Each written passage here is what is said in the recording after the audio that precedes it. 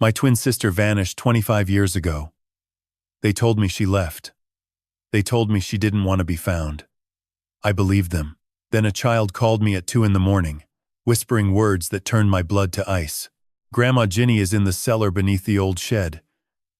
She says you're the only one who'll come. I came. And I didn't come to talk. The iPad buzzed on the nightstand at 7 minutes past 2 on a Thursday morning in early May. I was sitting in the dark of my living room in Tucson, a glass of bourbon sweating on the armrest. The television muted on some late-night rerun I wasn't watching. Outside the window, the Sonoran desert stretched flat and silver under a half-moon. Coyotes called in the distance. The air conditioner hummed its low mechanical prayer. I didn't recognize the number. Georgia. Area code. No name attached. 25 years will do that. It will turn the people you loved into strangers, and the strangers into silence. I almost let it ring out. Something stopped me. Some instinct buried beneath decades of training and a lifetime of regret. I picked it up. Silence. Then breathing. Small, shallow, deliberate. The kind of breathing a child makes when they are trying very hard not to be heard. "Hello," I said. A whisper came through. Thin as thread. "Are you Mr. Ray?" I sat forward. "Who is this?" "My name is Lily. I'm 10. A pause, the sound of fabric shifting. "Are you Grandma Ginny's brother?" The name hit me like a fist behind the sternum. Jinny. Virginia Coulter. My twin. My other half. The girl who could hum a song once and play it back on any piano. The woman who married Earl Harlan in 1999 against every warning I could give her. The sister I hadn't spoken to in 25 years because I chose pride over patience and silence over pursuit. "Yes," I said carefully. "I'm her brother." "Where is she, Lily?" "She's under the ground." The child's voice trembled but held. "There's a cellar under the big shed behind the house. Daddy keeps her down there. She's been there a long time. Since before I was born." The room tilted. I pressed my palm flat against the armrest to steady myself. "How long, Lily?" She says 25 years. She counts the days on the wall. There are so many marks I can't count them all. I closed my eyes. 25 years. 9,000 days. My sister had been buried alive beneath a shed in rural Georgia, while I sat in the Arizona desert, convincing myself she had chosen to disappear. I had believed the lie because believing it was easier than chasing the truth. "Lily," I said, keeping my voice level the way I had for 30 years when witnesses were falling apart and needed someone steady. "How did you find this number?" "Grandma gave it to me. She made me memorize it. She said if anything ever happened, I should call you. She said you were a policeman and you would come." I was. A long time ago. I'm retired now.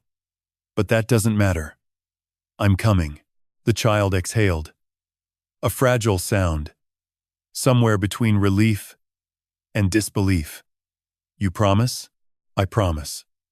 But I need you to tell me more." "Who else is in the house?" "My daddy. His name is Wade. And my mama, Tammy. And sometimes Uncle Bert comes. He's the sheriff." "Sheriff." The words sank through me, like a stone through water. Bert Harlan. Earl's younger brother. I'd met him once, 26 years ago, at the engagement party. Thick neck, flat eyes. Badge pinned to his chest like a shield against accountability. If Bert was the county sheriff, calling the local police was the same as calling the family. I swallowed that down and moved on. "Lily, does your daddy know you're calling me?" "No. He'd be real mad. I'm using the iPad in my room. It connects to the Wi-Fi. Grandma taught me how." "Good girl. That was very smart. Now listen to me carefully. Don't tell anyone about this call. Not your daddy. Not your mama. Not anyone. Can you do that?" "I can. I've been keeping secrets for Grandma a long time, Something in the way she said it cracked a fissure in my chest. A 10-year-old child trained in secrecy and survival, living above a cellar where her grandmother rotted in darkness, brave enough to make a phone call that could change everything or destroy her. "Lily," I said, "is your grandmother in danger? I mean right now? Tonight? She's always in danger. But it's worse now. Daddy's been talking about the festival. The Peach Festival, May 17th. He told Uncle Bert that after the festival, Grandma won't be a problem anymore." The words landed like a detonation in a quiet room. After the festival, won't be a problem. That wasn't financial planning. That wasn't logistical. That was a death sentence wrapped in vague language and timed to a calendar. "When is the festival?" I asked, though I already felt the countdown beginning. "May 17th. 2 weeks from now. 2 weeks. 14 days. 1,600 miles between Tucson, Arizona, and Peach County, Georgia. Between me and the sister I had failed for a quarter of a century." "Lily," I said, "I need you to keep being brave. Keep bringing Grandma water if you can. Keep being quiet. And in 2 days, I'll be there. Can you hold on for 2 days?" "I think so." She paused. "Mr. Ray?" "Yes?" "Grandma talks about you. She says you were the only one who ever tried to warn her. She says she's sorry she didn't listen." My throat tightened so hard I couldn't speak for a moment. When the words came, they tasted like 25 years of ash. "Tell her I'm sorry too. Tell her I should have come sooner." The line went quiet. Then a whisper. "Barely there. Please, hurry." The call ended. I sat in the dark, holding a silent iPad and staring at the desert through the window. The coyotes had gone quiet. Even the air conditioner seemed to hold its breath. I stood up. The bourbon was forgotten. The television flickered its muted nonsense to an empty room. I walked into the bedroom, opened the closet, and reached up to the top shelf where a black duffel bag had been sitting untouched for 3 years. 30 years as a police chief in Tucson had taught me to keep a bag ready. Some habits outlive the badge. I unzipped it on the bed. Binoculars, voice recorder, button camera, lockpicks, a Glock 19 wrapped in oiled cloth, $8,000 in cash, enough to move fast and stay invisible, a road atlas. Because GPS leaves traces, and I didn't plan on leaving any. From the bottom drawer of my dresser, I pulled a photograph I hadn't looked at in years. 2 children, maybe 6 years old, standing in a peach orchard, squinting into the sun. The girl had her arm around the boy's shoulders. Both grinning, both missing the same front tooth. On the back, someone had written in pencil, "Ray and Ginny, Summer 67, Grandpa's farm." I stared at it until my vision blurred. Then I slid it into the bag and zipped it shut. 14 days until the Peach Festival. 14 days until Wade Harlan decided my sister wouldn't be a problem anymore. I had 2 days to drive 1,600 miles.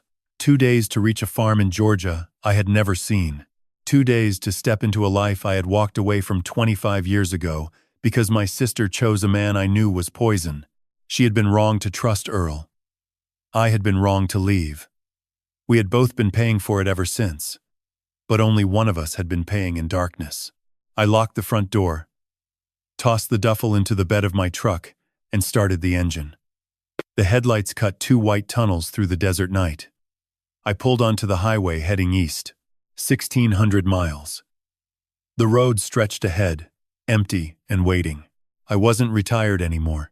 Somewhere west of Las Cruces, the radio found a country station buried in static. A woman's voice floated through the speakers, thin and warbling, singing about a river and a man who never came home. I turned it up. Not because I liked the song, because Jinny used to sing one just like it.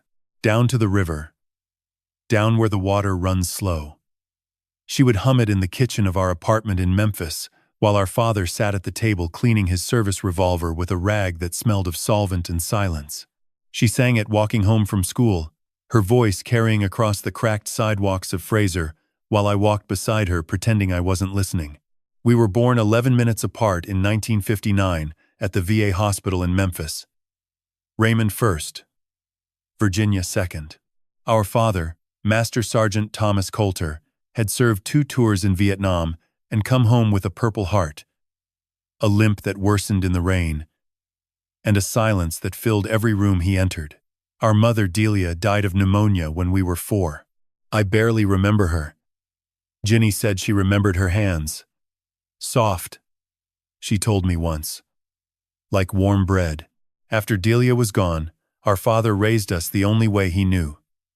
Discipline, routine, and an unspoken rule that you didn't talk about what hurt.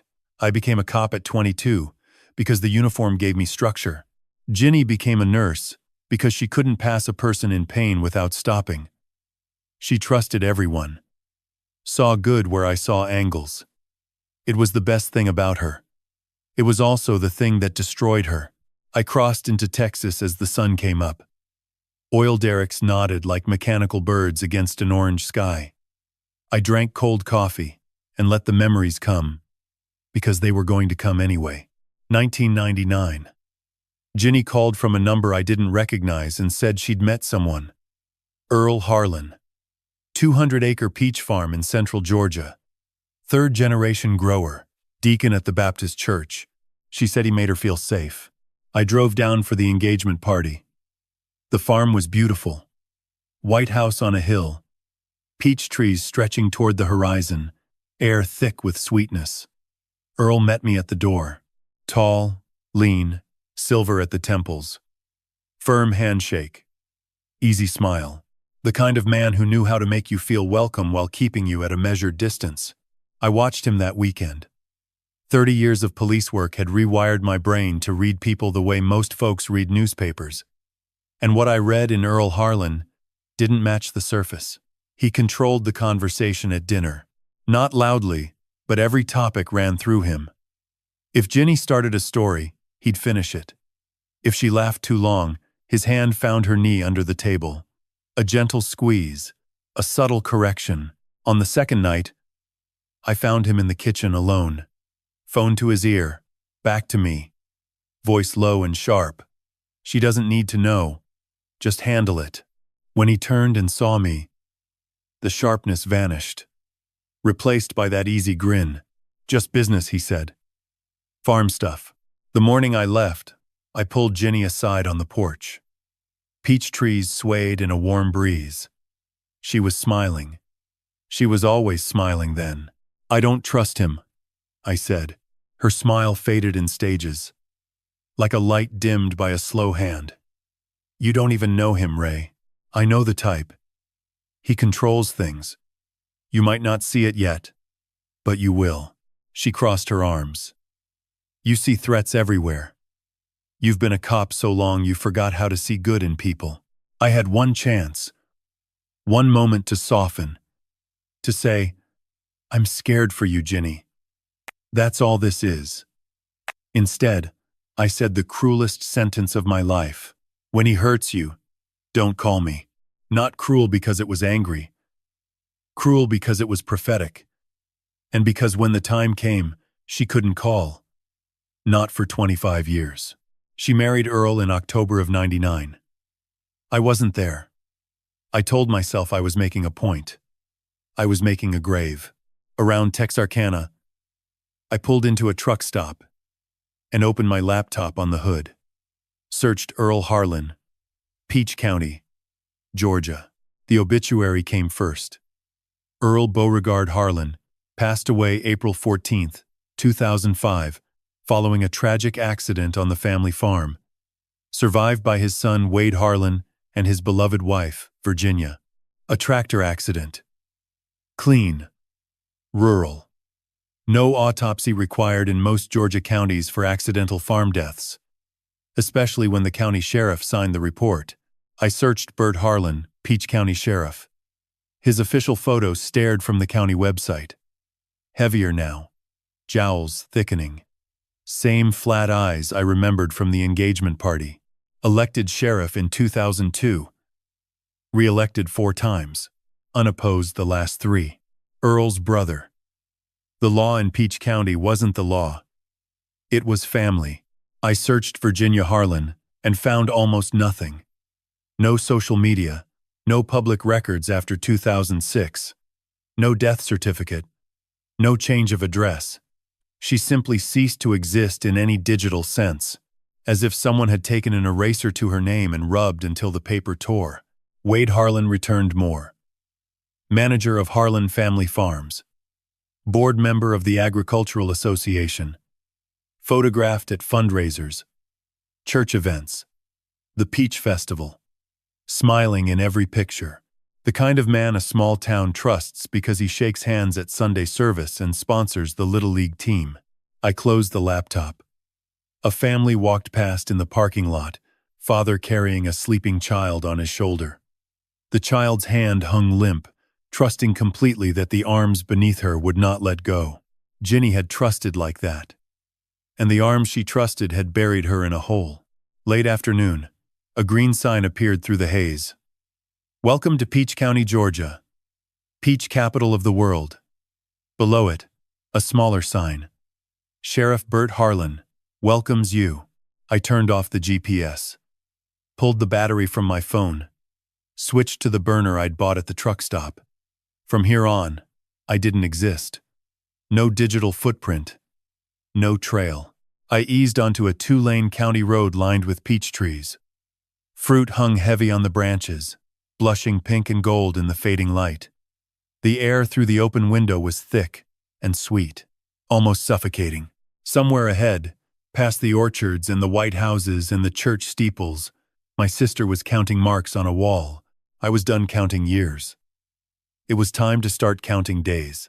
The smell hit me before the farm did. Peaches. Ripe. Heavy. So sweet it coated the back of my throat like syrup. The trees lined both sides of the road. Branches sagging under fruit that glowed amber in the last hour of daylight. Beautiful. Suffocating. The kind of sweetness that hides rot underneath. I parked the truck on a dirt pull-off a mile east of the property, behind a stand of loblolly pines. Grabbed the binoculars from the duffel and walked through the tree line until I had a clear view. 200 acres of peach orchards stretched across gentle hills.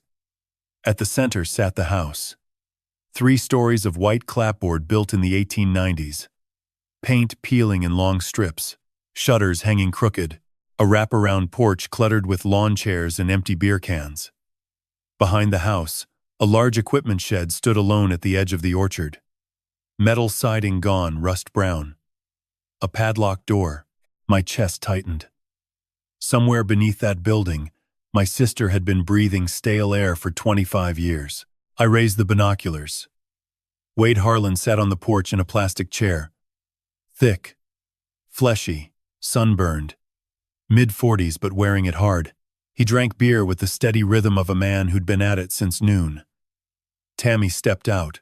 Blonde hair, phone in one hand, cigarette in the other. She spoke. He grunted. She went back inside. At 4:17, a sheriff's cruiser rolled up. Bert Harlan. Bigger than I remembered. Gut, straining against khaki. He shook Wade's hand, took the beer offered, sat down like he owned the place. They talked for 20 minutes.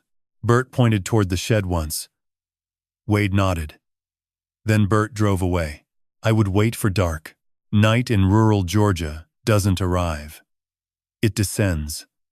The peach trees became silhouettes. Crickets started their chorus. A wall of sound that swallowed everything smaller. At 11:40, the last light in the house went dark. I waited 30 more minutes. Then I moved.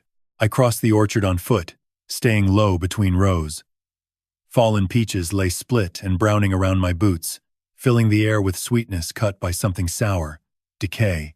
A shadow moved near the shed. Small. Quick. I tensed, hand reaching for the Glock. Then the shadow stepped into moonlight. Lily, smaller than I'd imagined. Barely 4.5 feet. Brown hair in a messy ponytail. Faded nightgown too short by a year. No shoes. But her eyes, wide, blue-green, alert, Ginny's eyes exactly, set in a child's face that hadn't learned to hide what it felt. She spotted me and froze. I raised one hand. Open palm. "Mr. Ray," she whispered. I knelt, so we were eye level. Up close I saw dark circles beneath those eyes. A fading bruise on her left forearm, yellowish at the edges. She held herself the way abused children do. Shoulders forward, weight on the balls of her feet. Ready to run. "You came," she said. Not a question. A fact being entered into the record. "I told you I would." "Is it safe?" "Daddy passed out around 10. Mama's asleep. Uncle Bert left hours ago. Take me to her." She moved toward the shed with practiced silence, bare feet soundless on concrete. At the far side, she knelt beside a rusted ventilation grate near the foundation and pulled it free. Behind it, a narrow opening cut into the concrete. Not a door. A crawl space. Wide enough for a child. Almost too narrow for me. "This is how I visit her," Lily whispered. "Daddy uses the door inside the shed with a lock. But this way goes straight down." The air drifting from the opening was cool, damp, carrying mildew and something chemical I couldn't place. "I'll go first," she said. She slid through and dropped softly into darkness. Her voice floated up. "It's okay. Come down." I squeezed through. Concrete scraped my shoulders. I dropped into a crouch on dirt floor. Lily tugged my sleeve through a low passage, 15 feet, ceiling brushing my head, pipes sweating condensation along one wall. The passage opened into a larger space. My penlight swept across it. 10 by 8 feet. Concrete walls streaked with moisture. A bare bulb on a wire, turned off. Thin mattress on the floor, stained and compressed flat. Plastic bucket in the corner. A wooden crate as a table. On the walls, thousands of marks scratched into concrete. Rows upon rows. Tally marks. Days counted. Lives measured in scratches. I tried to count a section and stopped. There were too many. In the corner, sitting on the mattress with knees drawn to her chest, a woman looked up at me. 66 years old, but she looked 80. Thin to the point of translucence.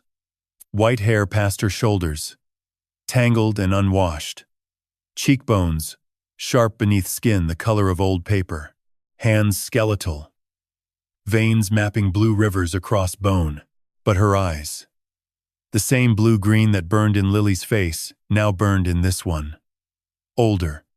Hollowed by 25 years of darkness, but alive. Still there behind all that ruin.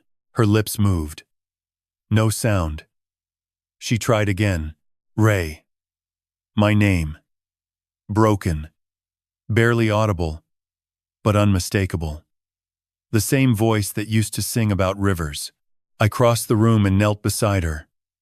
Pulled her into my arms. She weighed nothing.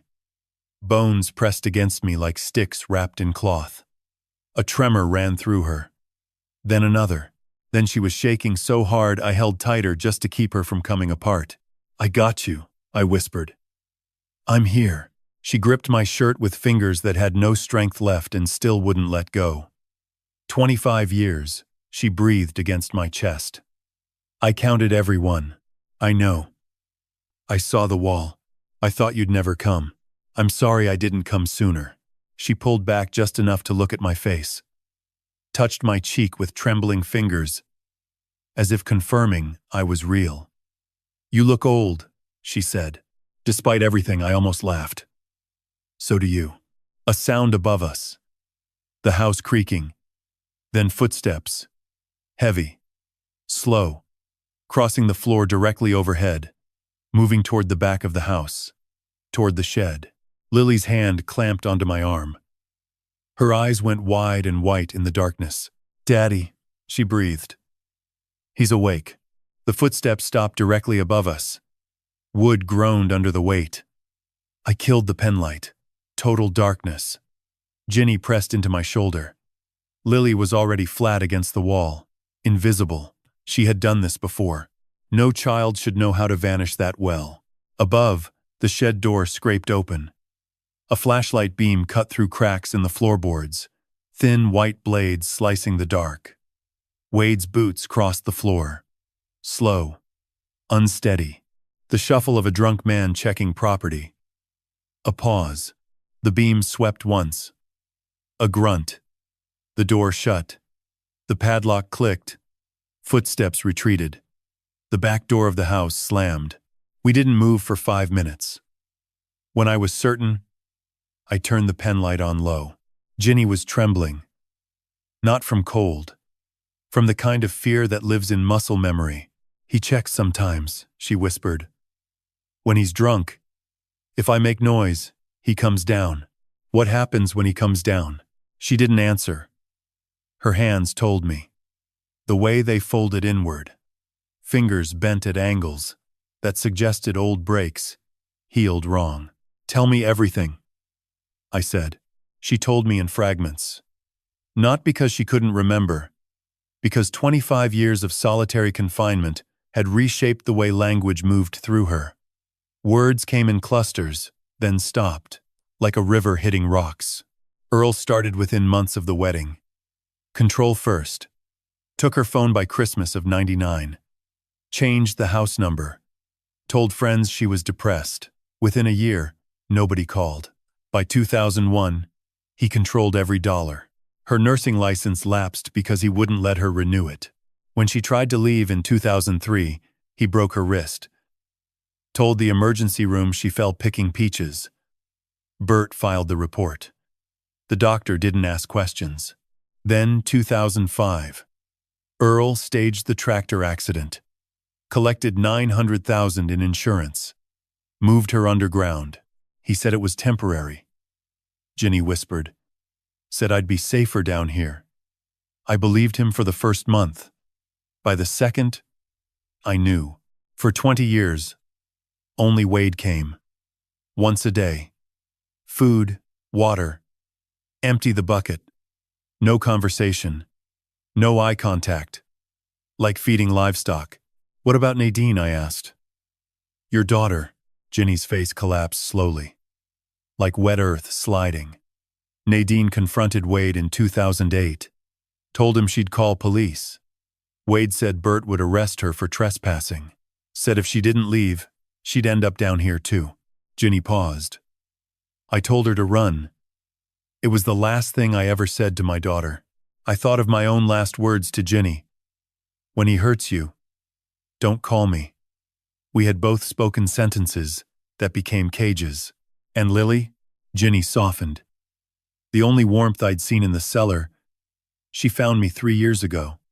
Chasing a cat. Discovered the grate. Crawled down. Found me sitting here in the dark.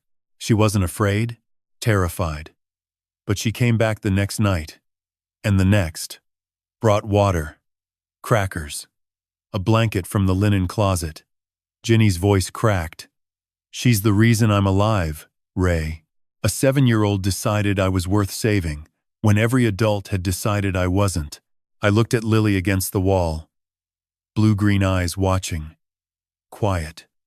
Carrying weight no child should know. I laid out the plan. I would stay in the cellar. Take Ginny's place. Wade never came down. He opened the shed door, listened, left. In the darkness, I could pass. Jinny would go with Lily through the grate. Cross the orchard to my truck. Hal Greaves, my lawyer driving from Atlanta, would meet them at a gas station on Route 19 and take Jinny to a hotel in Macon. You're staying here, Jinny said. Not a question. Horror. I need evidence. Financial records. Proof. And I need to find out who's living in that cabin on the hill. Her eyes widened. You know about the cabin? Lily told me someone's up there. Wade brings supplies weekly. Jinny went very still. Then she said something that rearranged every assumption I'd carried into that cellar. Ray, Earl is alive. I stared at her. Earl died in 2005. Tractor accident. There's an obituary. There's a lie, she said. He staged the accident, collected the insurance, moved to the cabin. He's been up there 20 years. Wade reports to him. Bert covers for him. Earl runs everything from that hill. A dead man running a farm, a family, a criminal operation from a cabin half a mile away while his wife rotted beneath a shed. I filed it. Didn't react. There would be time later. She reached beneath the mattress and pulled out something small. A wooden comb, hand-carved. On one side, scratched into the wood, 2 small figures holding hands. "Children, I made it for you," she said. Took me 3 years. The wood was smooth from years of handling. She had held this in the dark, carving by feel, keeping her hands busy so her mind wouldn't break. I slid it into my pocket. She looked at me. 25 years had carved her to bone in silence. But in that look was the girl who sang by the river. Damaged. Unbroken. "Be careful," she said. "Wade is violent. Bert is worse. Earl is patient. That's the most dangerous kind." Lily helped Ginny to the grate. Ginny's legs were weak, muscles atrophied. She couldn't climb alone. I lifted her, hands around her waist, feeling ribs shift beneath my palms. Lily pulled from above. Ginny paused at the opening. Looked back down. "Don't die in my cellar, Ray. Wouldn't dream of it." The faintest smile. Then gone. Lily's small hand reached down, squeezed mine once. Gone too. Footsteps faded through the orchard into silence. I stood alone. The air pressed in. Thick. Chemical. The drip from pipes counted seconds. I lowered myself onto the mattress. Felt it sag. Felt the springs that held my sister for 9,000 nights. The house was silent. Wade sleeping. Tammy sleeping.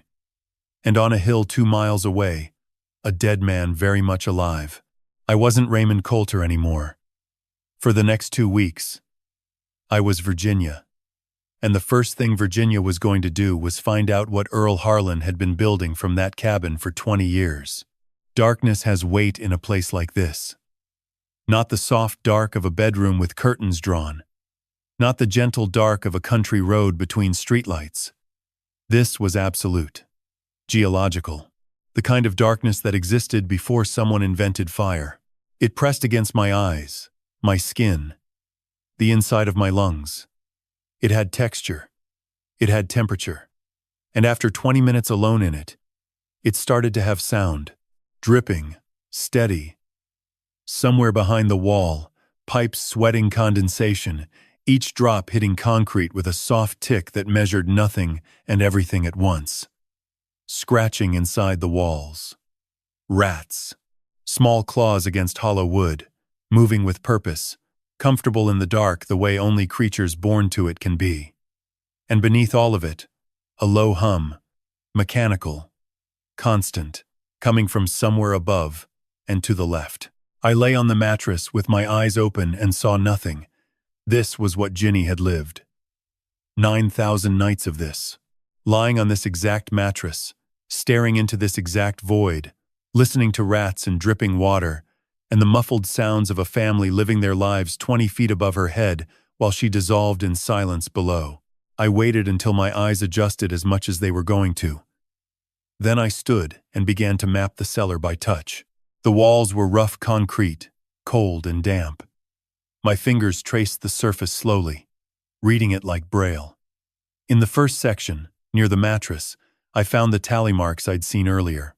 But now, in the dark, running my fingertips across them, I understood their scale in a way the penlight hadn't revealed. They weren't in neat rows. They were everywhere, covering the wall from floor level to as high as Ginny could reach. Thousands of scratches carved into stone with whatever she could find. A nail. A pebble. The edge of a spoon. I counted 1 row. 30 marks. 30 days. 1 month. I estimated the visible section. 300 rows. Give or take. 9,000 marks. 25 years carved into concrete by a woman who had nothing left but the ability to count the days she'd lost. My hand moved further along the wall and found something different. Not tally marks. Letters. Carved deeper, with more intention. I traced them slowly. Lylybringstthesun. 5 words. Each letter cut carefully into the stone. The kind of carving that takes hours when your only tool is a bent nail, and your only light is whatever leaks through the cracks above. Ginny had spent days on this. Maybe weeks. A monument to the one person who had treated her like a human being. I moved to the opposite wall. More carvings, but different. Not words. Images. Drawn in charcoal, probably scraped from the pipes or the exposed wiring overhead. A face. Round. Young. Wide eyes with careful detail around the irises. A ponytail sketched in quick strokes. Lily. Ginny had drawn her granddaughter from memory in the dark, and even in charcoal on rough concrete, the likeness was unmistakable. Beside the portrait, another drawing. 2 figures standing in what looked like a field. Tall plants around them. Peach trees, maybe. The figures were holding hands. One tall, one small. Grandmother and granddaughter in the orchard they could never visit together. I pressed my palm flat against the drawing and held it there. Felt the grit of charcoal against my skin. Felt the hours of patience embedded in every line. Then I turned my attention to the hum. It was louder near the far corner. I crouched and found the ventilation grate at floor level. Not the one Lily used to enter. A different one. Smaller. Covered from the inside with rags stuffed tight into the opening. The rags were oily. Black, with grime. I pulled one free carefully. The smell hit immediately. Sharp. Metallic. Chemical. Not mildew. Not sewage. Something hotter. Carbon monoxide. Maybe propane. I leaned closer and listened. A faint hiss behind the wall. Steady. Controlled. The mechanical hum was louder here. A generator. Running somewhere outside. Probably behind the shed. Its exhaust wasn't venting upward. It was venting sideways. Through a pipe. Into this grate. I pulled another rag free. The hiss sharpened. The chemical taste thickened at the back of my throat. Someone had redirected the generator exhaust to feed directly into the cellar ventilation system. The rags weren't blocking it completely. Enough gas leaked through to keep the air quality low. Not lethal, in a single night, but over months, years. A slow accumulation. Headaches, nausea, confusion, organ damage, the gradual deterioration of a body that nobody was watching. This wasn't neglect. This was engineering. Someone had designed this cellar to slowly kill its occupant while maintaining plausible deniability. A tragic accident. An elderly woman with declining health. No one would question it. I reached up to my collar and pressed the button on the camera hidden there. A tiny red light blinked once. Recording. I angled it toward the grate. The rags, the pipe visible through the opening, held steady for 10 seconds. Then I moved to the electronic components of the ventilation system and recorded those too. Serial numbers. Wiring. The connection point where the exhaust pipe met the wall. Evidence. The first layer. I stuffed the rags back loosely. Enough to reduce the flow without alerting anyone that they'd been disturbed. Then I sat back on the mattress and waited.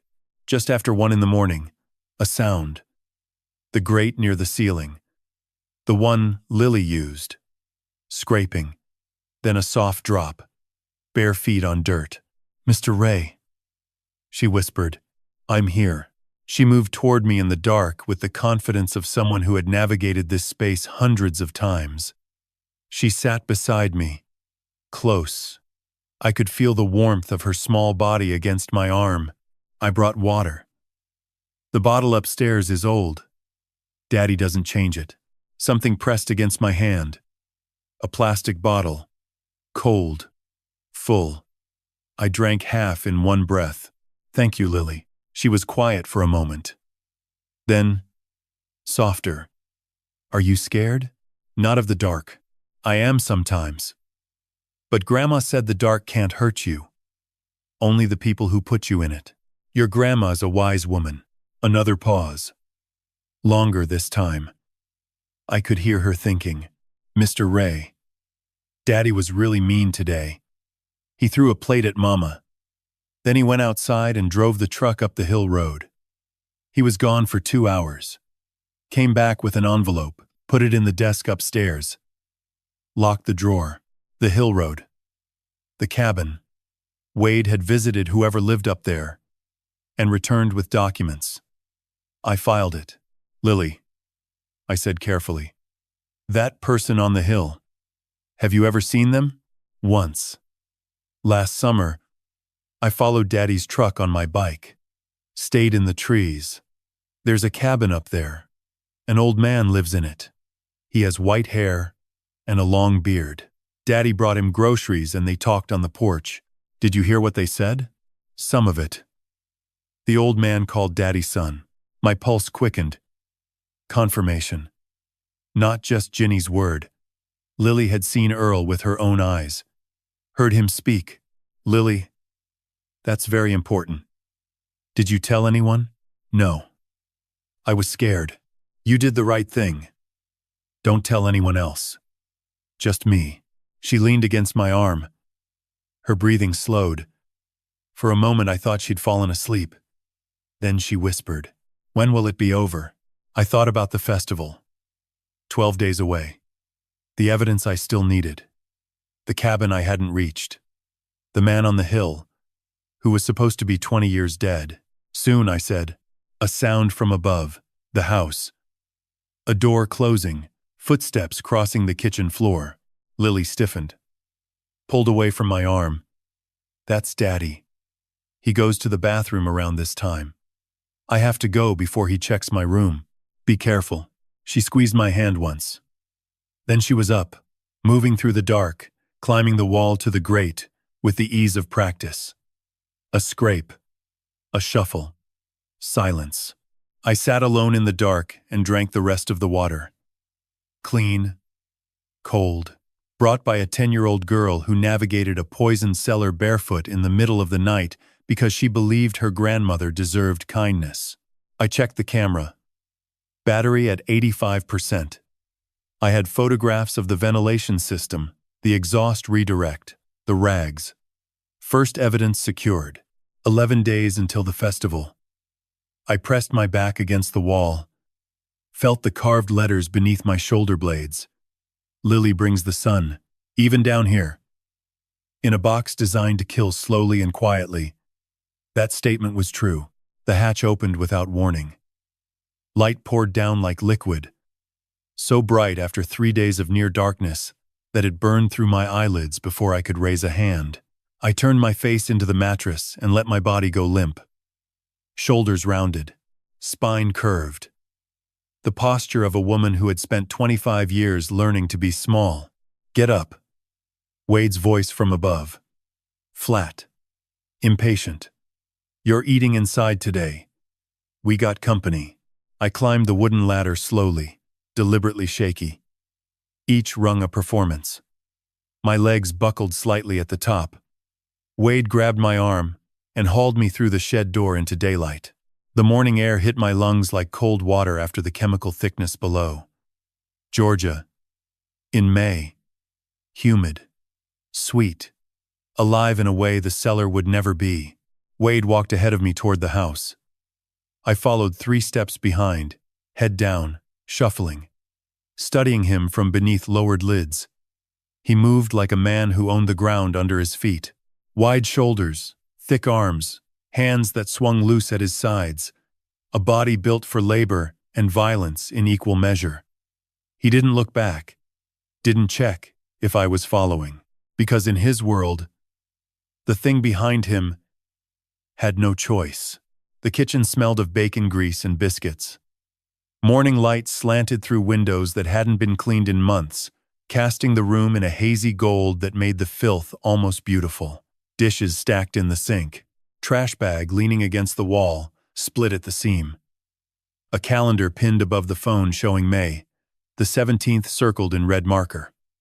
The festival. 5 people sat at the table. Wade took the head, dropped into his chair like a man claiming a throne. Tammy sat to his right, picking at scrambled eggs with one hand, scrolling her phone with the other. Red nails tapping glass. Hair pulled back so tight it stretched the skin at her temples. Across from her, Bert Harlan filled his chair the way water fills a glass. Completely. His sheriff's uniform was crisp despite the hour. Badge polished. Forearms resting on the table, thick as fence posts. He ate biscuits and gravy with mechanical efficiency. Jaw working in a steady rhythm that never varied. His eyes moved constantly. Reading the room. Assessing.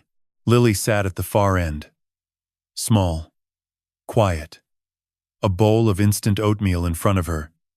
The cheap kind that comes in paper packets. She ate slowly, stretching each spoonful. Beside her plate, a glass of water. No juice. No milk. Everyone else had orange juice and coffee. The 5th person sat in a wooden chair, pulled slightly away from the table. An older man. 70s. Silver hair combed neatly. Blue blazer over a white shirt. Kind face with deep lines around the mouth and eyes that suggested decades of smiling. His hands were folded on the table, patient and still. A worn leather Bible rested beside his plate. Pastor Amosdelk. I recognized the type before I recognized the man. 30 years in law enforcement had taught me to read clergy the way I read suspects. Most were genuine. Some were complicit. A few were dangerous. Amos Delk, from what I could see, fell into the first category. A man who believed in goodness because he had spent his life practicing it, which also made him the most easily deceived person in the room. Wade pointed at an empty chair beside Lily. Sit. I sat. Kept my eyes low. Let my hands tremble slightly against the tabletop. Tammy placed a bowl in front of me without looking. Thin oatmeal. Lukewarm. No sugar. I picked up the spoon and ate slowly, the way Ginny would have. Small bites. Head down. Invisible. Pastor Amos leaned forward. His voice was warm. The voice of a man who had spent 50 years comforting the grieving and encouraging the lost. Jinny, he said gently. It's good to see you. We miss you at First Baptist. The choir hasn't been the same since you stopped coming. I nodded without speaking. Let my lips press together. A woman afraid to use her voice. Amos reached across the table and took my hand. Both of his wrapped around mine.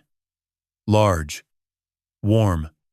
Calloused from years of handshaking and hard work. If you ever need anything, he said. The church is always open. My door is always open. You know that. Bert set his fork down.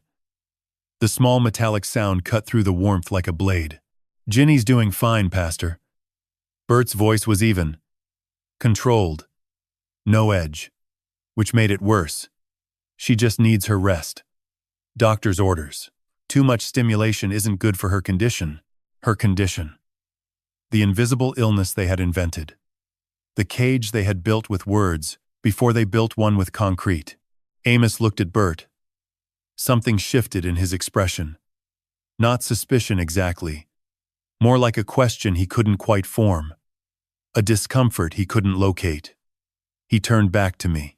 Jinny, is there anything you need? Anything at all? The table went still. Wade's fork paused midway to his mouth. Tammy's thumb stopped scrolling. Bert's eyes locked onto me, with the focused intensity of a predator watching for movement. I shook my head slowly.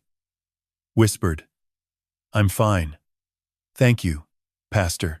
Amos studied my face for a long moment, searching for something. I kept my expression empty, tired. The mask Jinny had worn for 25 years. He patted my hand, released it, and leaned back. Well, he said with a practiced smile, the Peach Festival is coming up. Biggest one yet. I hope we'll see you there. She'll be there, Wade said quickly. Wouldn't miss it. Amos nodded. Stood. Smoothed his blazer. Thanked Tammy for breakfast. Shook Wade's hand. Shook Bert's. Paused beside Lily and crouched slightly. How's my favorite reader? He asked. Lily looked up. For 1 second, her eyes flicked to me. Then back to Amos. Good, she said. Just good. Amos ruffled her hair gently and walked toward the front door. I watched through the kitchen window as he crossed the porch and stepped into the yard. He stopped at his car, opened the door, then paused, turned, looked back at the house, not at the porch, not at the yard, at the house itself. The way you look at a building when you sense something wrong inside it, but can't identify what. He stood like that for 3 full seconds. Then he got in his car and drove away. Bert pushed his plate back and looked directly at me. His voice dropped to a register, meant only for the people at this table. Ginny always knew what was best for the family. Didn't you, Jinny? I met his eyes for exactly 1 second. Then dropped them to the table.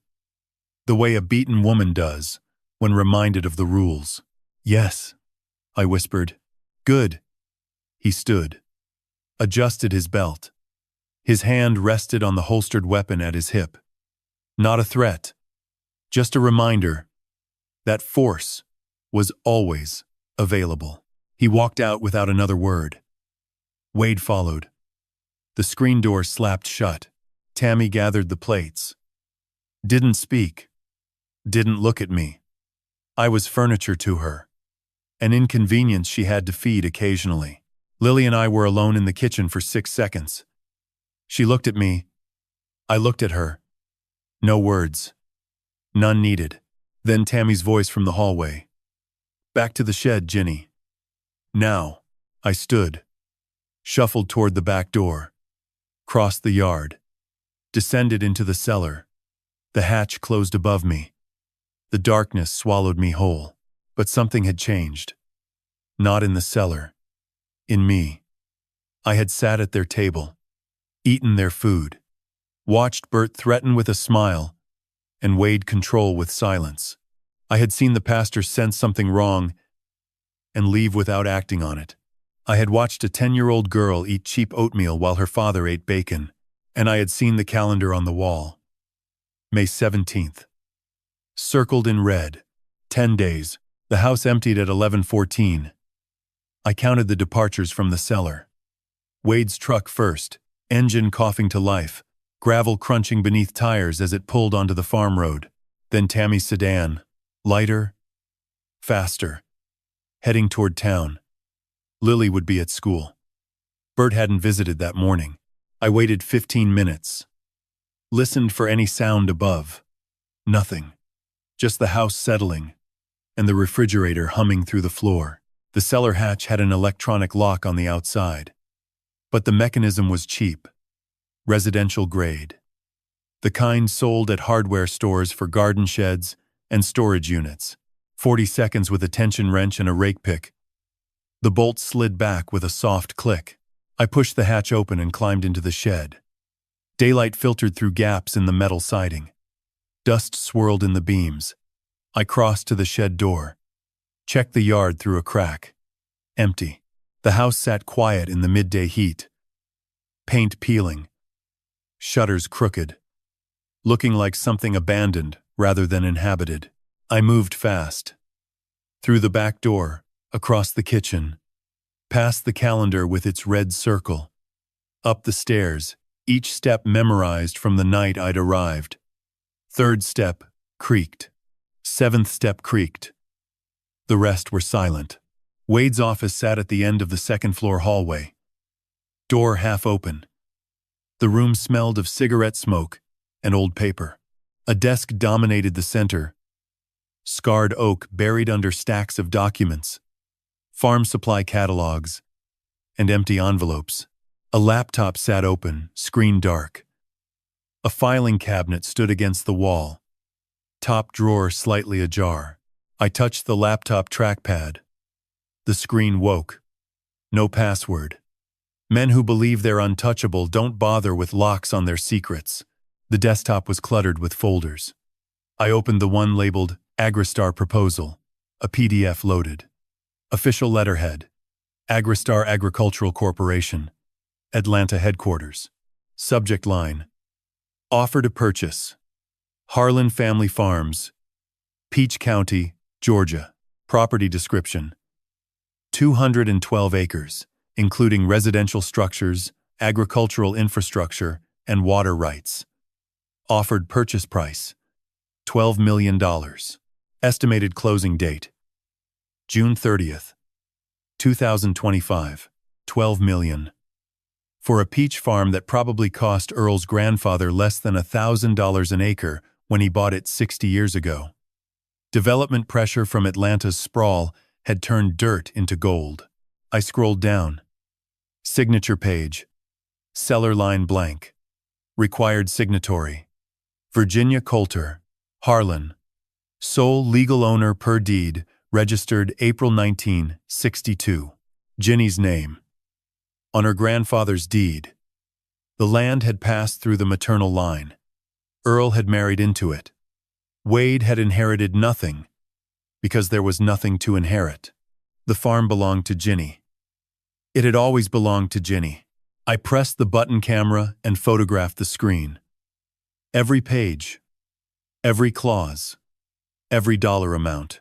I opened the filing cabinet. Top drawer. A manila folder labeled Insurance. Inside, a life insurance policy. Carrier, Southern Heritage Life.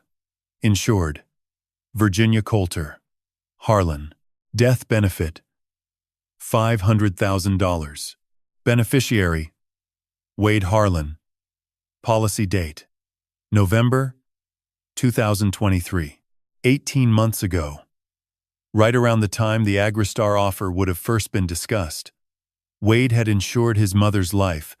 At the same moment, someone began redirecting generator exhaust into her cellar. I photographed the policy. Front and back. Every page. Next folder. Financial records. Bank statements from Middle Georgia. Savings and trust. Account holder, Virginia Coulter, Harlan. I spread them across the desk, in chronological order. The pattern was immediate. Every month, 2 deposits. Pension, $1,800. Social Security, disability, $1,400. Total monthly income, $3,200.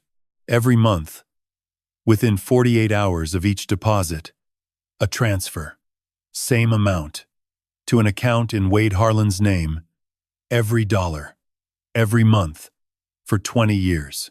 I did the math. 3,200 times 12 months times 20 years. $768,000. Wade had drained over $750,000 from his mother's accounts while she lived in a hole eating food he threw down a hatch. I pulled the USB drive from my pocket and plugged it into the laptop. Copied everything. The Agristar proposal. The insurance policy. The bank statements. Then I opened Wade's email. Scrolled through sent messages. Found a thread with someone named Mitchell Cross, attorney, Agristar Legal Department. Wade's message. We're on track for the festival signing.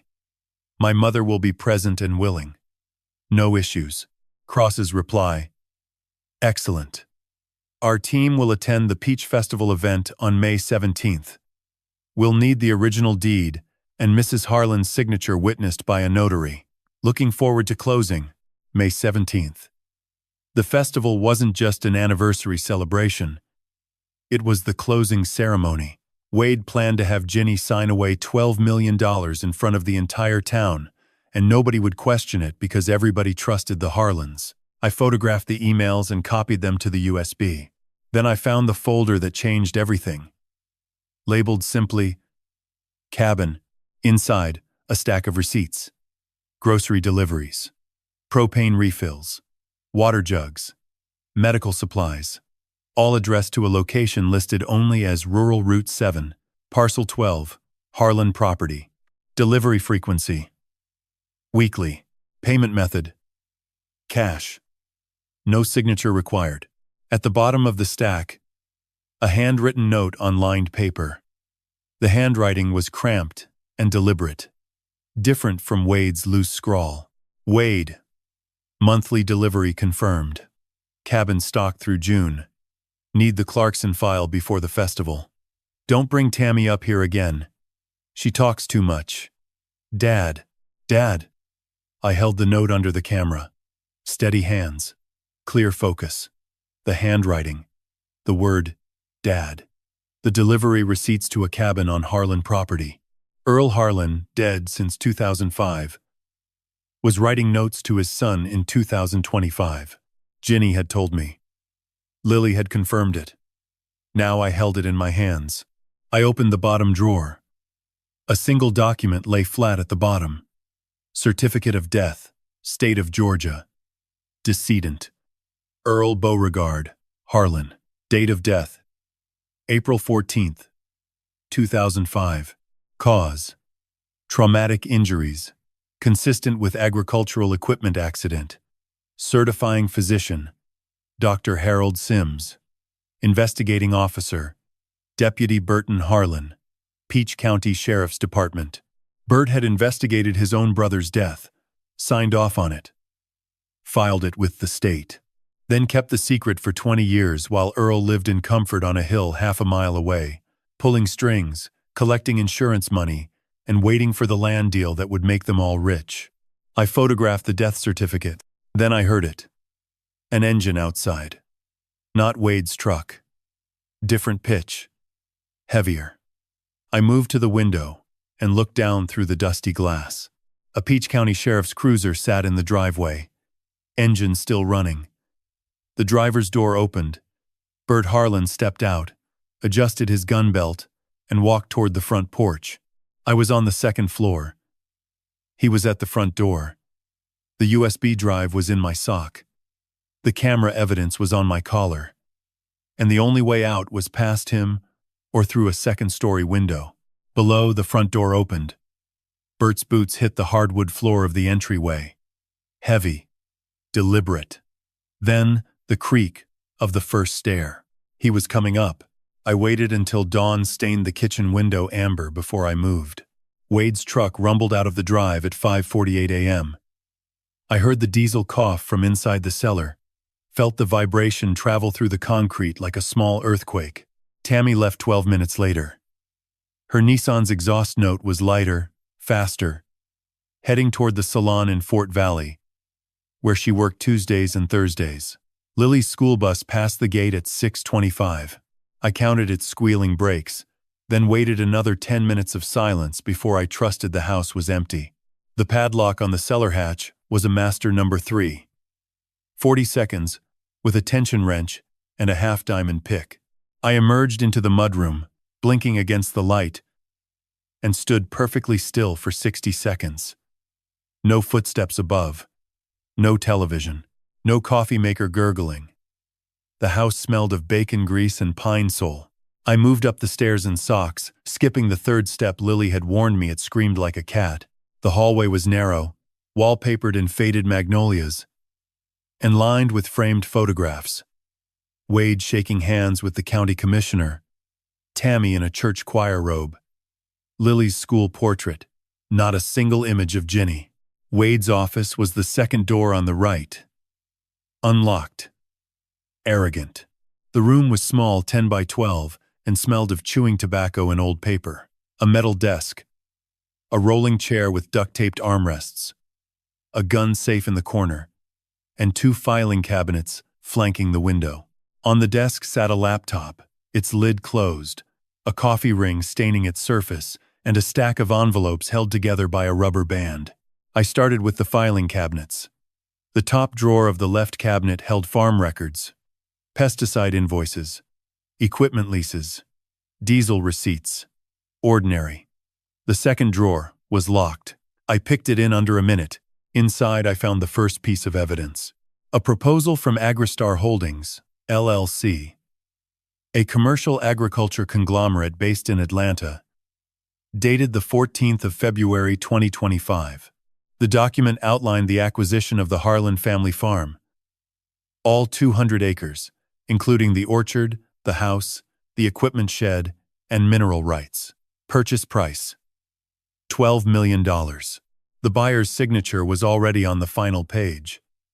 The seller's line was blank, but the name printed beneath it read, Virginia, Ginny, Coulter, Harlan. The closing date was set for the 17th of May 2025, the day of the Peach Festival. $12 million. And they needed Ginny's signature to collect. That explained why she was still alive. I photographed every page with my button camera, then slid the document back exactly as I'd found it, aligning the crease marks. The second filing cabinet's bottom drawer held a manila folder labeled insurance. Inside was a life insurance policy issued by Southern Mutual. Policy number SM202231107 for Virginia Coulter Harlan. Death benefit: $500,000. Beneficiary: Wade Earl Harlan. Policy date: the 7th of November 2023. Premium payments: current. So the plan was clear. Get Ginny's signature on the land sale. Close the deal at the festival. Then let the seller do what it had always been designed to do, slowly, quietly, with the exhaust vent I'd found the night before. Collect the $500,000 death benefit after. Total haul: $12.5 million. I opened the laptop next. No password. Wade either didn't know how or didn't think he needed one. His email was logged in. I searched for Agristar and found a thread with an attorney named Mitchell Cross, Esquire, from Macon. Cross's most recent email, dated May 3, confirmed the festival day closing and reminded Wade that the seller must appear in person or provide a notarized power of attorney executed within 72 hours of closing. I screenshotted the thread, then scrolled further.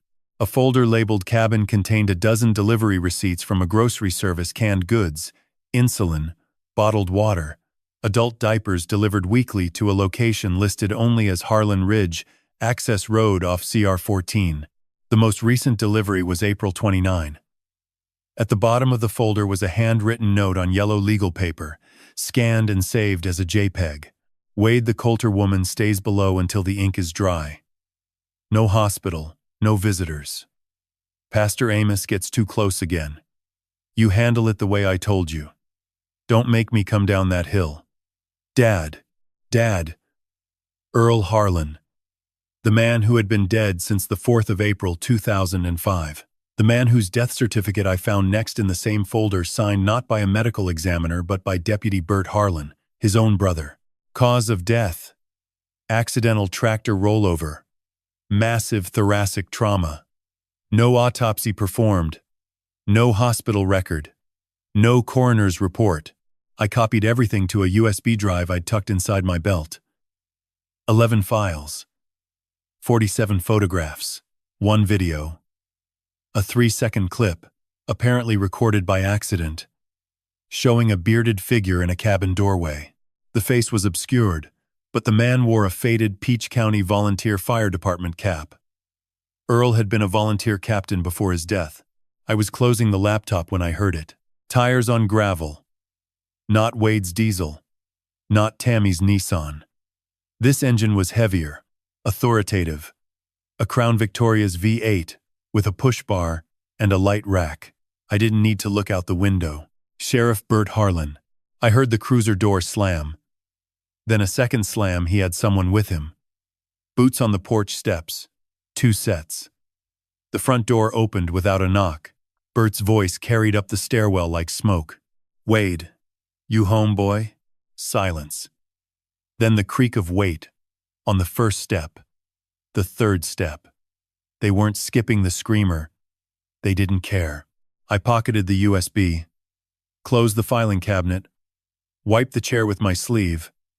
And looked at the window. 2nd floor. A 12-foot drop onto packed red clay. Survivable. But loud. The footsteps reached the landing. I had 4 seconds. 4 seconds is a generous amount of time when your body remembers what your mind has tried to forget. I pocketed the USB, crossed the office in 2 strides, and opened the window. The frame groaned, old paint cracking like knuckles, but it gave. 12 feet to red Georgia clay. I swung my legs over the sill, gripped the ledge, and dropped. My boots hit the ground hard. Pain shot from my ankles to my knees, and I rolled sideways into a row of dead azalea bushes that scratched my forearms and tore my shirt at the elbow. I lay still, counted to 5, listened. Above me, Bert's boots entered the office. I heard the chair roll. A drawer opened, then closed. The laptop lid clicked up. I didn't wait to hear more. I crawled along the foundation wall, keeping below the window line, and rounded the corner of the house toward the back porch. The cellar hatch was 30 yards away, across an open stretch of dirt and crabgrass that offered no cover.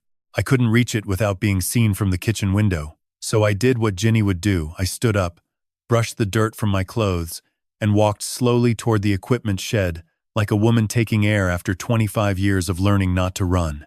I was 10 steps from the shed when the screen door banged behind me. Ginny. Bert Harlan's voice was unhurried. It carried the way a church bell carries, not loud, but impossible to ignore. I stopped, turned, kept my chin low, and my hands visible, the way Jinny would. The way a woman trained by decades of violence keeps herself small. He stood on the back porch steps, thumbs hooked in his duty belt. Hat tipped forward so the shadow cut his face in half. Beside him was a younger deputy, mid-20s, soft-jawed, holding a clipboard like it was a shield. Bert dismissed him with a flick of his wrist. The deputy retreated to the cruiser without a word. Bert came down the steps. Each boot landed flat and deliberate, the way a man walks when he wants you to hear him coming. He crossed the yard and stopped 6 feet from me. Close enough to study, far enough to draw. Didn't expect to find you outside, he said. Wade know you're up? I shook my head. Kept my voice low, breathy. The register I'd practiced in the cellar for 2 days. Needed air. The hatch was open. Open. He repeated the word, like he was tasting it. His eyes pale gray, almost colorless in the morning light, moved from my face to my hands, to the torn elbow of my shirt, to the red clay stain on my right knee. He cataloged every detail the way a man catalogs evidence. Because that's what he was doing. You look different today, Jinny, he said. My blood went cold. Not ice cold. The kind of cold that comes from deep groundwater, slow and permanent. I said nothing. Let the silence answer for me, the way Jinny would have. She had learned that words were currency in this family. And she had been bankrupt for a long time. Bert tilted his head. A half smile tugged at the corner of his mouth. Not warmth, not humor, but the satisfaction of a man testing a wire fence to see if it still holds current. Lost some weight, he continued. Jaws sharper. Eyes look clearer, too. Almost like you've been sleeping better. Lily brought me vitamins, I said. Children's gummies. It's all she could find. That landed. His smile faltered, not because the lie was bad, but because the detail was too specific to be invented. Specific details buy credibility. I'd learned that in interrogation rooms 30 years ago, and it worked the same on either side of the badge. He studied me for another 10 seconds. I held his gaze, the way a tired woman holds a heavy door, not with strength, but with the stubborn refusal to let it close. Earl always said you were the smart one in this family, Bert said quietly. The words dropped between us like a stone into still water. He watched the ripples. I gave him none. Earl's been dead 20 years, I whispered. That he has. Bert touched the brim of his hat, a gesture so small it could have been wind. You take care now, Jinny. Festival's coming. Whole county's going to be watching. He turned and walked back to the cruiser. The deputy opened his door. Bert paused, one hand on the roof, and looked back at me over his shoulder. He didn't speak. He didn't need to. The look said everything. I see you. I don't believe you. And I'm not finished. The Crown Victoria pulled away, trailing red dust, like a wound that wouldn't clot. I made it back to the cellar before my hands started shaking. I sat on Ginny's mattress, pressed my palms flat against the cold concrete floor, and forced my breathing into 4-count cycles. In through the nose, hold. Out through the mouth, hold. The way they taught us at the academy. The way I'd taught rookies who'd seen their first body. Bert knew. Maybe not everything, maybe not that I was Ray, not Ginny, but he knew something had shifted. The equation had changed, and men like Bert Harlan did not tolerate variables they couldn't control. He would come back. He would bring harder questions. And he would bring them soon. I pulled the USB from my pocket and held it in my fist. 11 files. 47 photographs. One 3-second video of a dead man standing in a doorway. Enough to burn this family to its roots, if I could get it out of Peach County alive. At 10:14 p.m., I pressed my eye to the ventilation grate and looked up the hill. The cabin sat dark against the tree line, invisible except for the single yellow window that burned like a cigarette ember in a black room. Then headlights appeared on County Road 14, not from the highway, but from town. They turned onto the access road and climbed the ridge in a slow, deliberate crawl. The vehicle was a Peach County Sheriff's cruiser. Bert Harlan was visiting a dead man, and whatever they were planning it tonight. I didn't sleep. You don't sleep when the enemy is above you, and the ceiling is someone else's floor. At midnight, I removed the ventilation grate and pressed my face into the crawl space. The air outside was thick. Georgia May. 80% humidity. The kind of air that clings to your skin like a second shirt. Crickets screamed in the orchard. A barn owl called once from the equipment shed roof. Then went silent. As if it had seen something it didn't want to name. The cabin light was still burning. I pulled on the dark long-sleeve shirt Lily had smuggled down 3 days earlier, tucked my pants into my socks to keep the ticks out, and squeezed through the grate. The opening was 22 inches wide. My shoulders barely cleared. I tore skin on both elbows and bit down on the inside of my cheek to keep quiet. Once through, I lay flat in the grass behind the shed and waited. 2 minutes. 3. The farmhouse windows stayed dark. Wade's bedroom was on the second floor, far side, facing the road. Tammy slept with a white noise machine. Lily had told me that, too, along with a dozen other details she delivered like small, precise grenades. I moved north, staying inside the tree line where the peach rose ended and the scrub oak began.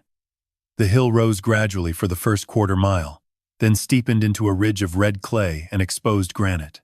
The access road, a single lane of packed dirt, switchbacked up the western face. I stayed east, off the road, climbing through underbrush that grabbed at my ankles like hands. It took 37 minutes to reach the top. The cabin sat in a clearing no larger than a tennis court, surrounded by loblolly pines so tall their canopy blocked the stars. It was old, hand-hewn logs. A tin roof rusted to the color of dried blood. A stone chimney, leaking thin smoke into the windless night. A generator hummed behind the structure, its exhaust pipe venting into the trees. One window faced south, toward the farm below. The yellow light I'd seen from the cellar spilled through a gap in the curtain. Bert's cruiser was parked beside a black Ford F-250 I hadn't seen before. The truck's plates were mud-covered deliberately, not from road travel. I crouched behind the generator housing and steadied my breathing.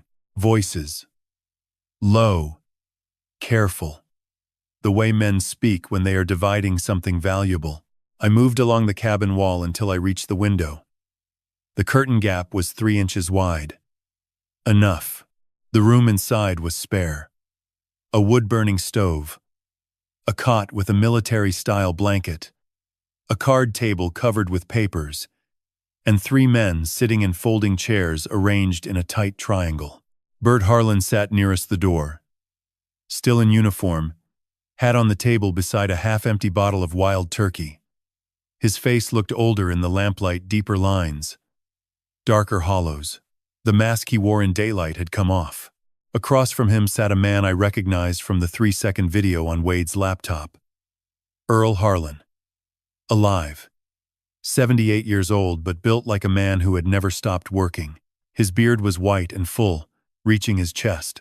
His hands were enormous farmer's hands, knuckled and scarred. He wore the Peach County Volunteer Fire Department cap from the video, pulled low over eyes that burned with a focused, unblinking intensity I had only ever seen in men who had decided long ago that other people were furniture. The third man was new. Mid-50s, silver-templed, wearing a navy blazer over a polo shirt out of place in a cabin that smelled of kerosene and wood smoke. He had a leather briefcase open on his knee and was holding a document I recognized immediately. The Agristar proposal. The same one I had photographed that morning in Wade's office. "She signs at the festival," Earl said. His voice was gravel dragged across sandstone. "Front of the whole county. Preacher blesses the deal. Band plays. Everybody claps. Clean. And if she won't sign?" The blazer man asked. His accent was Atlanta polished, transactional. The accent of a man who had never touched red clay with bare feet. "She'll sign." Bert poured 3 fingers of bourbon. "She's been down there 25 years. She'll sign a napkin if I tell her it's a meal ticket out." Earl leaned forward. The chair creaked. "After closing, we wait 60 days. Natural causes. The cellar vent does the rest. Wade files the insurance claim in August. Clean. 60 days is tight for a payout investigation," the blazer man said. "Mitchell." Earl said the name like a command. "Southern Mutual's adjuster is a deacon at First Baptist. Bert plays poker with him every 3rd Thursday. It's handled. Mitchell." Mitchell crossed the attorney from Wade's email thread. The man facilitating the sale was sitting in a dead man's cabin, drinking a dead man's bourbon, planning a living woman's murder. I held my button camera against the glass and pressed record. The angle was narrow, the light poor, but the audio would carry. I counted seconds. 10, 20, 30. Earl spoke again, outlining the timeline. Festival on the 17th. Closing at noon. Funds in escrow by the 19th. Distribution by June 1st. Bert confirmed that the deed transfer had already been prepared with Ginny's forged signature as backup in case she gets difficult. Mitchell nodded, made a note on a legal pad, and asked about Nadine. The room went quiet. Earl's jaw tightened. Bert looked at his bourbon. "Nadine is handled," Earl said. "She's in Savannah. She knows what happens if she talks." I recorded for another 41 seconds, then pulled the camera back. 71 seconds of footage. 3 men. A murder conspiracy. A $12 million land fraud. And a dead man running all of it from a cabin that didn't exist on any county map. I descended the hill faster than I'd climbed it. Reckless with the underbrush. Not caring about the noise because the generator masked everything within 50 yards. My heart was hammering not from exertion but from the particular electricity that comes when a case breaks open and you realize the thing you suspected is worse than the thing you feared. I was halfway down when my burner phone vibrated once. A text from Hal Greaves. "Jinny safe. Doctor in Macon says severe malnutrition, vitamin D deficiency, early osteoporosis. She's talking. She wants to testify. H." I slid back through the ventilation grate at 1:47 a.m. The cellar air hit me like a damp rag mildew. Rust.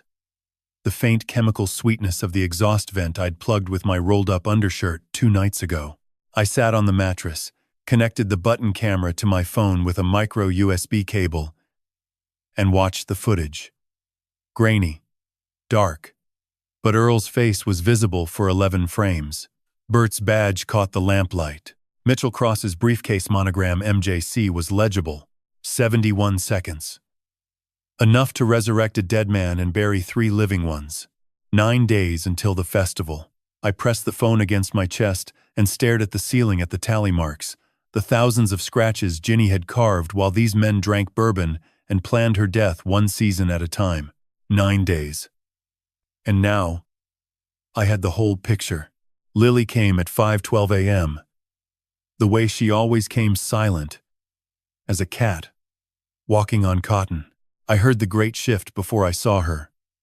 2 small hands appeared, then a tangle of brown hair, Then those blue-green eyes that carried my sister's entire genetic history in their pigment. She dropped into the cellar feet first, landing on the balls of her sneakers with a practiced softness that told me she had made this descent 1,000 times. In her left hand, she held a Ziploc bag containing 2 biscuits, a bruised apple, and a juice box. In her right, she held the iPad, the same cracked screen. Second-generation model she had used to call me 10 days ago from a bathroom in the middle of the night. She sat cross-legged on the concrete beside the mattress and handed me the food without ceremony. I ate. She watched. There was no small talk between us. We had moved past that somewhere around day 4, when she told me her father hit her mother on Saturdays, and I told her my father hit my mother on every day that ended in a letter. We had reached the kind of understanding that doesn't require conversation. The understanding of people who learned early that silence is safer than sound. I got something, she said. She unlocked the iPad with a 4-digit code 1999, the year Ginny married Earl. Though Lily didn't know that, and opened the Photos app. The screen was cracked from the upper left corner to the center. A spiderweb fracture she had told me came from Wade, throwing it at a wall 6 months ago when Tammy asked for grocery money. Lily had retrieved it from the kitchen trash, replaced the charging cable with one she stole from the school library, and kept it hidden inside a hollowed-out Bible in her bedroom closet. She was 10 years old and already running a better intelligence operation than half the detectives I'd supervised in Tucson. "Watch," she said, and pressed play. The video was 43 seconds long. Shot from behind the kitchen doorway, angled low, Lily's height capturing the living room. The timestamp read the 11th of May 2025, 9:47 p.m. 3 days ago. In the frame, Wade sat on the couch with a beer can balanced on his knee. Tammy sat beside him, arms crossed, jaw tight. Bert stood near the fireplace, still in uniform, gesturing with a folded document. "She signs or she don't come up again," Bert said. His voice was clear. The iPad's microphone had caught every syllable. "Earl wants it done clean. Festival stage. Pen in hand. Smile on her face. Mitchell's got the paperwork. Notary's already paid. What if she can't write?" Tammy's voice. Thin. Nervous. Her hands shake, Bert. She could barely hold a spoon last week. Then Wade guides her hand. Like a daddy teaching a child. The crowd sees a sweet family moment. Nobody asks questions. Wade said nothing. He drank. The can crinkled in his fist. "And after?" Tammy asked. Bert's answer was quiet, almost gentle. The way a man explains something to someone he considers too simple to understand the first time. "After, Tammy, you go on a cruise. You take Lily. You come back in August. And everything is different. Better house. Better car. Better life. That's all you need to know." The video ended.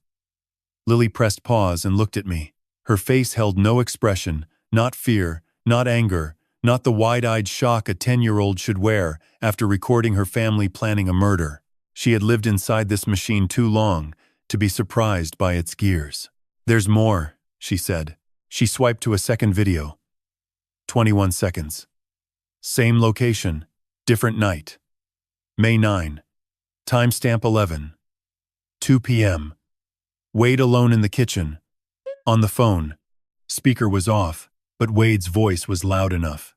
"Yeah, the vent's running. Slow but steady. She won't last the summer if we leave it. No, she don't know what it is. Thinks it's the generator. I know, Dad. I know." After the festival, Dad. On the phone with Earl.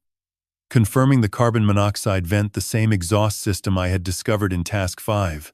The same pipe I had redirected with wadded rags to save Ginny's lungs. Wade was monitoring it, which meant he would eventually notice it had been tampered with. I looked at Lily. "When did you start recording?" 3 weeks ago.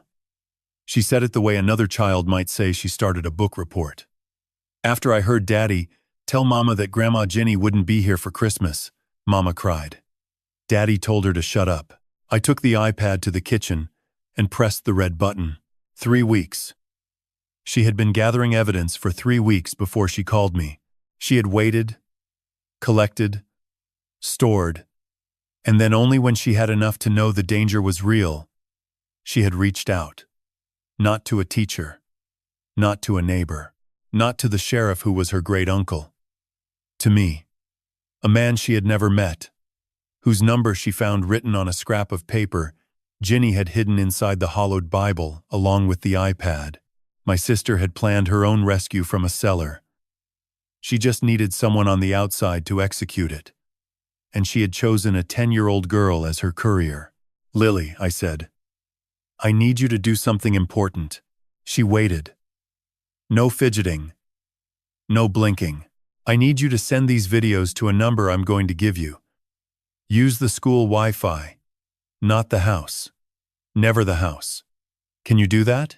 She nodded. I gave her Hal Greaves's encrypted email address, letter by letter, and made her repeat it twice. She memorized it without writing it down. Another skill no child should possess, and every child in danger eventually acquires. "One more thing," I said. I pulled the USB drive from my belt lining and held it in my palm. "This has everything I found in your daddy's office. If something happens to me if I don't come back to this cellar one night, you take this to Pastor Amos Delk, not your daddy. Not Uncle Bert. Pastor Amos. Can you remember that?" "Pastor Amos," she repeated. Then quieter. "Is something going to happen to you?" I looked at her. She was 10. She was brave, in a way that would cost her something someday. The way all childhood bravery eventually presents its bill.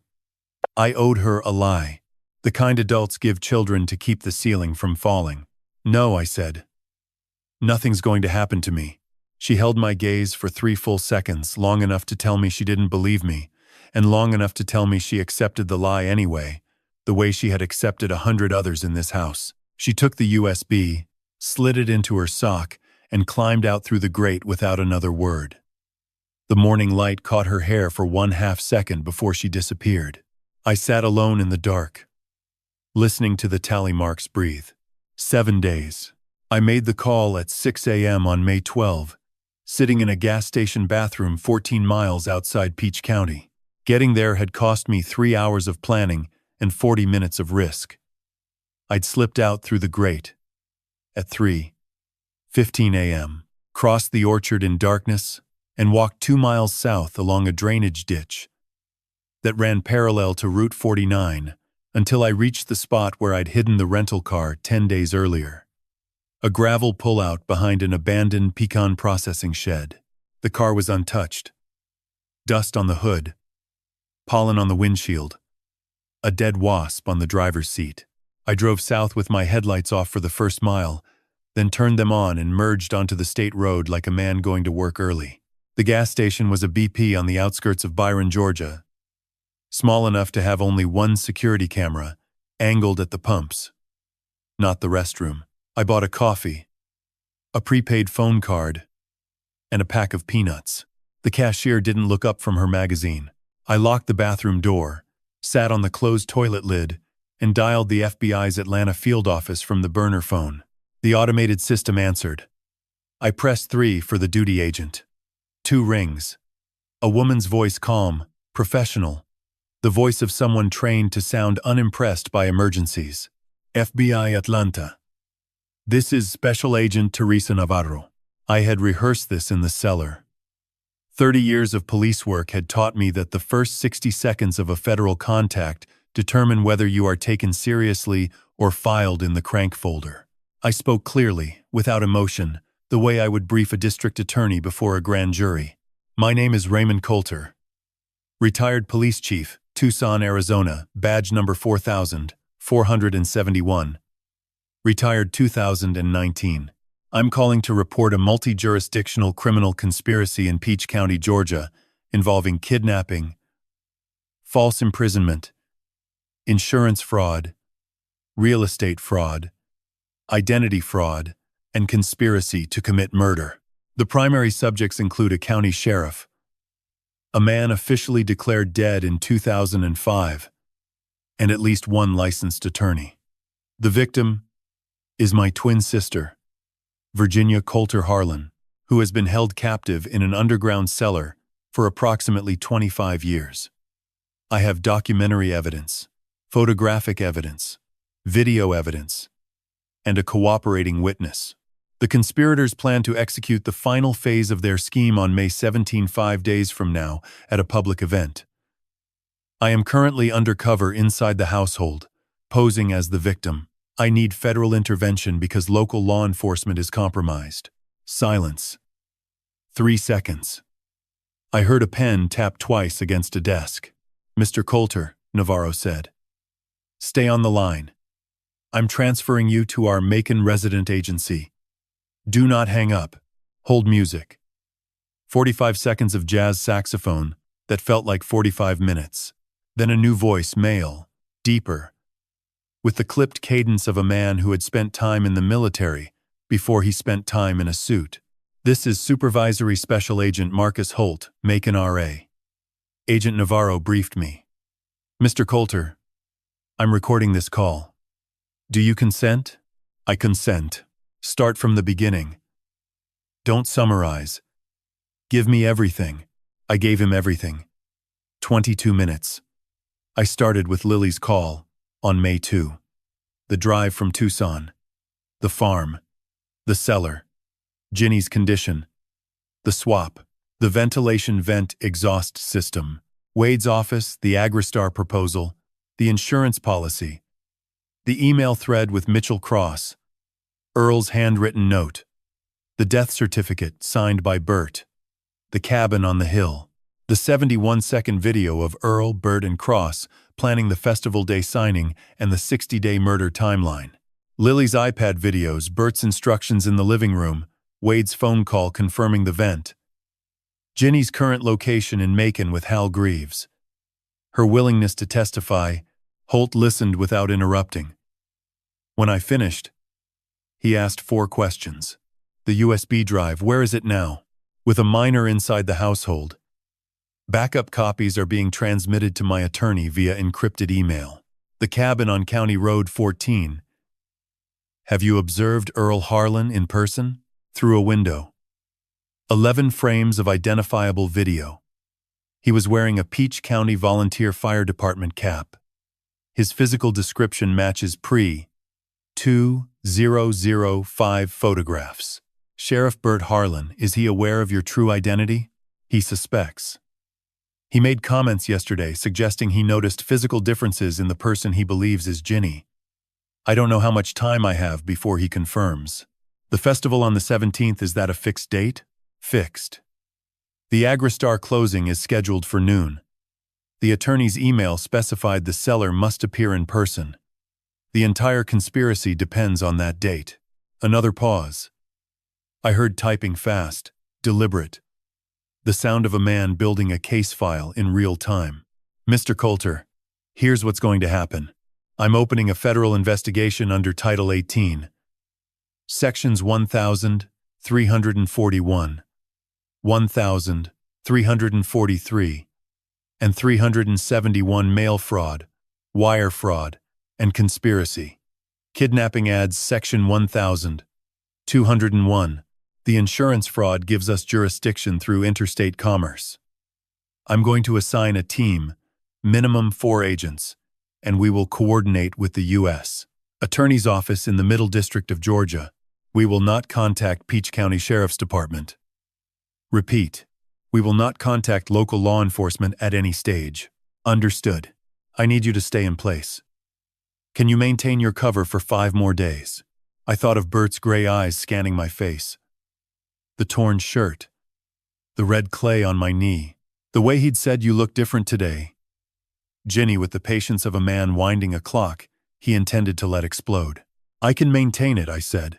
I'll have an agent make contact with your attorney Hal Greaves within 6 hours. We'll need the original USB, the iPad videos, and your sister's deposition. On May 17, my team will be in position at the festival before the closing begins. You will not need to act alone. Agent Holt. Yes, there's a 10-year-old girl inside that house. Her name is Lily. She is Wade Harlan's daughter. She has been my primary source, and she is currently holding physical evidence. If this operation fails, she is the most vulnerable person in the equation. Silence. When Holt spoke again, his voice had shifted, not softer, but heavier, the way a beam shifts when it takes on weight it wasn't designed to carry.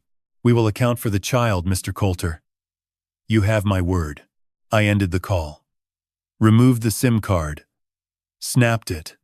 Flushed it. Drove back to the pecan shed. Parked. Walked the 2 miles north. And slipped through the grate. At 6:58 a.m., the cellar welcomed me the way it always did, with darkness, mildew, and the quiet certainty that the walls were listening. 5 days. The federal government was now a variable in the equation. I lay on the mattress and stared at the tally marks above me. Somewhere in Macon, Ginny was eating solid food for the first time in a decade. Somewhere in Byron, a man named Marcus Holt was assembling a team. Somewhere on the hill, a dead man was drinking coffee and planning my sister's murder. And somewhere in this house, a 10-year-old girl was getting ready for school with a USB drive hidden in her sock and a courage that no adult in her life had ever deserved. 5 days. The orchard was about to burn. The vent betrayed me on May 14, 3 days before the festival. I was sitting on the mattress at 7:40 a.m., eating the last of Lily's smuggled crackers, when I heard Wade's boots cross the shed floor above. Not the usual Thursday rhythm, not the quick check, the padlock rattle. The retreat. This was slower. Deliberate. He was looking for something. The hatch opened. Light poured down. Wade stood at the top of the concrete shaft, backlit by morning sun, holding a flashlight in one hand and a length of corrugated exhaust pipe in the other. The pipe was the section I had disconnected from the vent 5 days ago and redirected away from the cellar. He had found it. Jinny, he said. His voice was flat. The way a man's voice goes flat when he has moved past anger into the territory beyond it. You want to explain how this pipe got disconnected? I stayed on the mattress. Kept my posture small. Shoulders curved, hands in my lap. Chin down, the geometry of a woman who had been broken into a shape that fit inside a box. I don't know what that is, I whispered. He descended the ladder. 3 rungs. 4. The flashlight beam swept the cellar mattress, bucket, crate, walls. It stopped on the ventilation grate where the pipe had been rerouted. The wadded rags I'd used to block the exhaust were sitting in a pile on the floor, clearly disturbed, clearly intentional. Wade crossed the cellar in 2 steps and grabbed my wrist. His grip was a vice, calloused fingers, closing around bone with the casual violence of a man who had never been taught that bodies break. He pulled me to my feet and held the disconnected pipe 6 inches from my face. You've been crawling around down here, he said. Moving things. Touching things you shouldn't touch. I said nothing. Let my arm go limp. Let him hold the weight. Bert was right, Wade continued. Something's different about you. You never used to fight back. You never used to move things or open things or look at me the way you're looking at me right now. He released my wrist.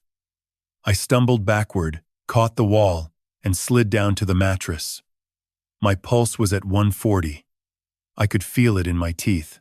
Wade reconnected the exhaust pipe. Took him 90 seconds pliers from his back pocket, a hose clamp from the shed above.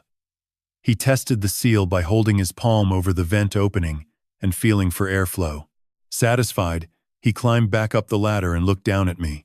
Festival's in 3 days, Ginny. You're going to sign those papers and smile for the cameras, and then this is over. You understand? This whole thing is almost over. The hatch closed. The padlock clicked. The pipe began its slow, invisible work, feeding carbon monoxide into a room that measured 10 by 8 by 7, with a single human being inside. I had maybe 36 hours before the concentration became dangerous.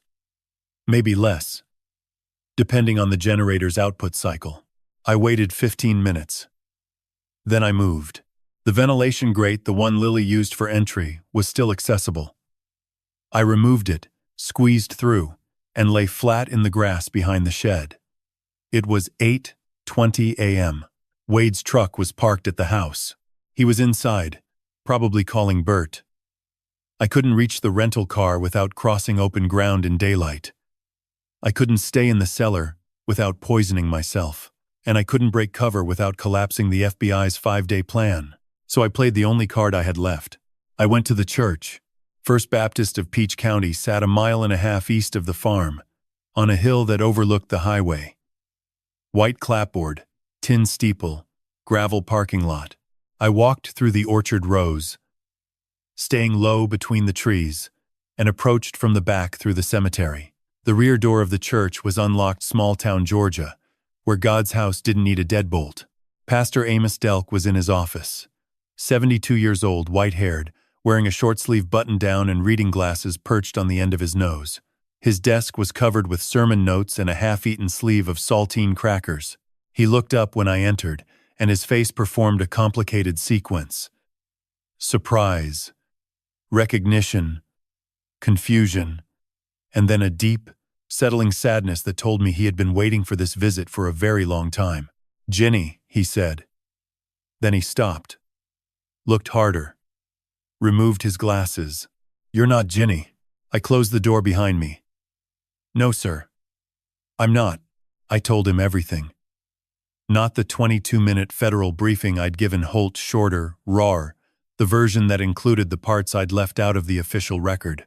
The way Ginny's voice sounded on the phone that first night, not like a woman calling for help, but like a woman calling to say goodbye. The tally marks on the walls. The children's gummy vitamins. The wooden comb with 2 carved figures. The way Lily descended into that cellar every morning with food in a Ziploc bag and climbed out every morning carrying a weight that no 10-year-old should know the shape of. Amos listened with his hands folded on the desk. He didn't interrupt. He didn't cry. But when I finished, he closed his eyes and his lips moved in a prayer so quiet, I only caught 3 words. "Lord, forgive us." "I knew," he said finally. "Not everything, but enough. I knew Earl was cruel. I knew Ginny stopped coming to church in 2000. I asked. Bert told me she'd moved back to Memphis. I wanted to believe it. I chose to believe it because the alternative was a thing I wasn't brave enough to face. He opened his eyes. They were wet but steady. "What do you need from me?" "Mr. Coulter." "3 things," I said. "First, a place to sleep tonight that isn't a carbon monoxide chamber. Second, a phone call to a number I'll give you, confirming to a federal agent that you are willing to cooperate. Third, on May 17, at the festival, I need you on that stage. When I reveal who I am, I need a man the county trusts, standing beside me." Amos looked at the cross on his wall. A simple wooden cross, unvarnished, the kind a man makes with his own hands because he believes the act of making it is part of the worship. "I've been a coward for 25 years, he said. "I suppose that's long enough." He gave me the key to the church basement, a concrete room beneath the sanctuary.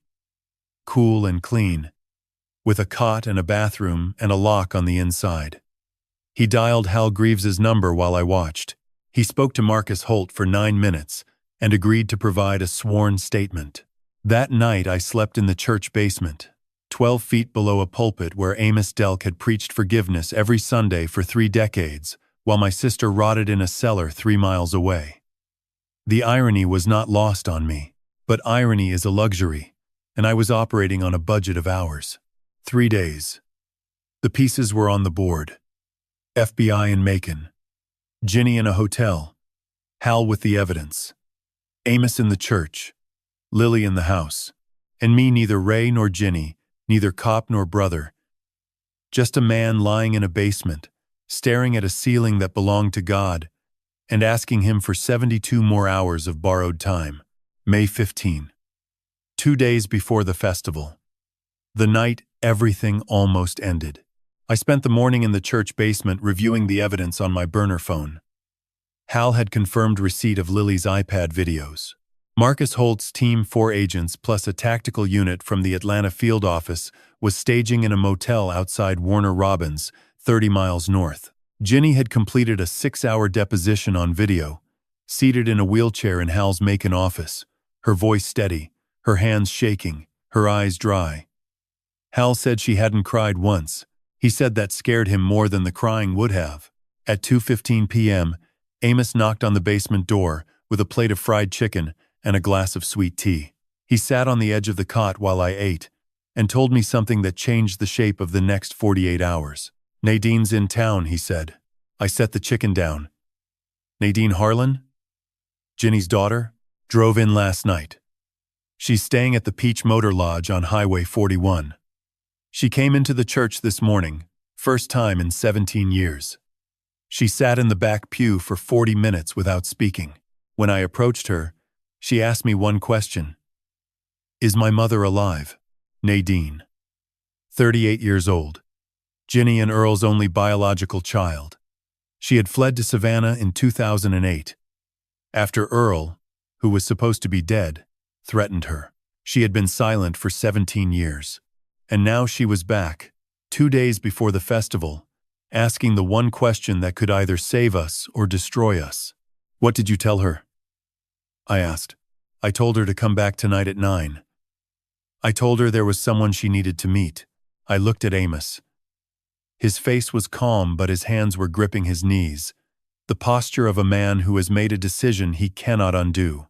"Pastor, if Nadine is compromised, if Earl sent her to test you, we lose everything." "She wasn't sent," Amos said quietly. "I've known that girl since she was baptized in this church at age 7.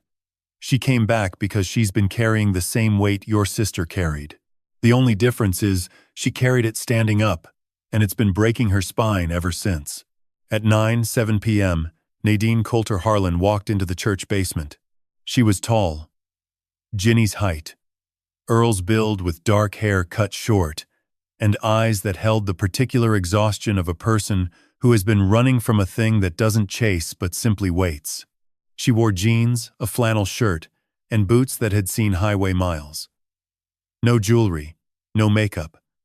A scar on her left forearm that she didn't try to hide. She saw me and stopped. Her mouth opened, closed, opened again. "You look like Mama," she said. Then, "But you're not Mama." "I'm Ray," I said. "Your uncle." Ginny's twin. She sat down on the concrete floor, not on the cot. Not on the folding chair Amos offered, but on the floor, as if her legs had simply decided they were finished holding her up. She pressed her palms against her eyes and breathed in a way that wasn't crying but was close enough to share a border with it. I told her the short version. 15 minutes. She listened without interrupting. The same way Holt had listened, the same way Amos had listened, the silence of people absorbing information that confirms what their bodies have known for years, but their minds refuse to file. When I finished, she lowered her hands. Her eyes were red but focused. "He called me," she said. "Earl. 3 days ago. From a number I didn't recognize. He said the festival was happening, and I needed to be there to sign as a witness. He said if I didn't come, he'd tell Wade where my apartment was in Savannah. He said he'd send Bert. So you came." "I came because I'm done running from a dead man." She looked at me with Ginny's eyes, the same blue-green, the same depth, but harder, like sea glass that has been tumbled against rocks for too long. "I came because my daughter is in that house." The room went still. Amos stopped breathing. I felt the sentence land in my chest, like a fist. "Lily," I said. Nadine nodded. "Lily is my daughter. Not Wade's. Not Tammy's. Mine. I was 21 when she stopped. Swallowed. Started again. I was 21. Earl told me the baby was Wade's problem now. Tammy agreed to raise her because Earl paid off her family's debts. I left because Earl said if I stayed, he'd put me in the cellar with Mama. I left my daughter in that house to save my own life, and I have not slept a full night since. The math rearranged itself in my head. Lily was Nadine's daughter. Ginny's granddaughter. My great-niece. The girl who had crawled into a cellar every morning with biscuits in a Ziploc bag was blood 3 generations of Coulter women, locked in a chain that Earl Harlan had welded link by link. She's brave, I said. It was inadequate. Every word was inadequate. She's 10, Nadine said. She shouldn't have to be brave. At 10:30 p.m., my burner phone vibrated. A text from a number I didn't recognize. Cellar empty. Hatch open. Wade knows. Searching property. You have hours, not days. L. Lily. Using the iPad to text through the school email relay Hal had set up. She had gone to the cellar with her evening delivery and found it empty. Wade would have discovered the same thing by now, which meant Bert would know within the hour, which meant Earl would know by midnight. I called Marcus Holt. He answered on the first ring. We're blown, I said. They know I'm gone. The festival is in 36 hours. Can your team move up? Silence. 4 seconds. The longest 4 seconds since the night Lily called me from a bathroom in Georgia. We can be in position by noon tomorrow, Holt said. But the arrest warrants aren't signed yet. Judge Calloway is reviewing the affidavit in the morning. If we move without warrants, if you don't move, they run. Earl disappears again. Bert destroys evidence. And a 10-year-old girl is left holding a USB drive in a house full of people who just learned their prisoner escaped. 2 more seconds. Then, noon tomorrow. We'll have the warrants. Don't let anyone near that child. I hung up. Looked at Nadine. Looked at Amos. I need to get Lily out of that house tonight, I said. Nadine stood up from the floor. Her legs were steady now. Her eyes were dry. Her jaw was set in a line I recognized not from Ginny, but from our father, Thomas Coulter, the night he told us the war had taught him that the only thing worse than being afraid was letting fear make your decisions. I'll go, Nadine said. She's my daughter. I'll go. Amos handed her his car keys, a 2009 Ford Taurus, beige, invisible. Nadine took them without hesitation. She looked at me one last time from the basement doorway. If I'm not back by midnight, she said, call your FBI agent and tell him the Harlan family just added another body to the orchard. The door closed. The Taurus started. Gravel crunched. Then silence. I sat in the church basement beneath the cross and waited. Midnight was 90 minutes away. The longest 90 minutes of my life, and I had lived through some long ones. At 11:41 p.m., the basement door opened. Nadine stood in the frame, breathing hard. Dirt on her jeans, a scratch across her cheek. Behind her, holding her hand, eyes wide but tearless, was Lily. Lily looked at me. Then at Nadine. Then back at me. Mama, she said. Not to me. Nadine knelt. Took both of Lily's hands. And for the first time in 10 years, a mother held her daughter in a church basement in Georgia, while an old man prayed and a retired cop stood guard and the whole county slept above them, unaware that the ground beneath the peach trees was about to split wide open. May 17. The sky over Peach County was blue and merciless. The kind of sky that doesn't care what happens beneath it. The festival grounds occupied a 10-acre field behind the county courthouse. A flat stretch of mowed grass, bordered by peach orchards on 3 sides, and Highway 41 on the 4th. By 9:00 a.m., the field was alive. White tents selling cobbler and preserves, a bluegrass band tuning on a wooden stage, children chasing each other between hay bales, a volunteer fire truck parked near the entrance with its doors open for kids to climb inside. A banner stretched between 2 poles read, 47th Annual Peach County Peach Festival Neighbors. Family. Faith. The irony could have choked a horse. I arrived at 9:30. On foot. Through the orchard. On the eastern perimeter. I wore a clean shirt Amos had given me, a ball cap pulled low, and sunglasses I'd bought at the Byron gas station a week ago. I looked like every other 66-year-old man at a county fair, invisible by design. Holt's team was already in position. I couldn't see them, but I knew where they were. Holt had briefed me at 6:00 a.m. by phone. 4 agents in plainclothes dispersed through the crowd. A tactical unit in 2 unmarked vans parked behind the fire station on Elm Street, and a federal arrest warrant signed by Judge Calloway at 7 a.m. for Earl Beauregard Harlan, Wade Earl Harlan, Burton James Harlan, and Mitchell James Cross. Charges: conspiracy, kidnapping, wire fraud, mail fraud, insurance fraud, and attempted murder. A separate warrant authorized the search of the Harlan farm, the cabin on CR 14, and Mitchell Cross's law office in Macon. Ginny was in a hotel room in Warner Robins with a federal marshal and a nurse. Hal Greaves was parked in the courthouse lot with a folder containing certified copies of every document I'd photographed in Wade's office. Nadine and Lily were in the church basement with Amos, doors locked, blinds drawn. The pieces were set. The clock was running. At 10:15, I spotted Wade near the stage. He wore a pressed Western shirt, new boots, and the forced smile of a man performing normalcy while his insides churned. Tammy stood beside him in a yellow sundress, clutching her phone, scanning the crowd with the rapid, unfocused eyes of someone looking for a threat she couldn't name. She knew something was wrong. The cellar was empty. Lily was gone, and Wade hadn't explained either absence. I was sure of that, because explaining would require admitting he had lost control. And men like Wade would sooner swallow glass. Bert arrived at 10:30 inches, full dress uniform, pressed khaki, polished badge, campaign hat squared on his head.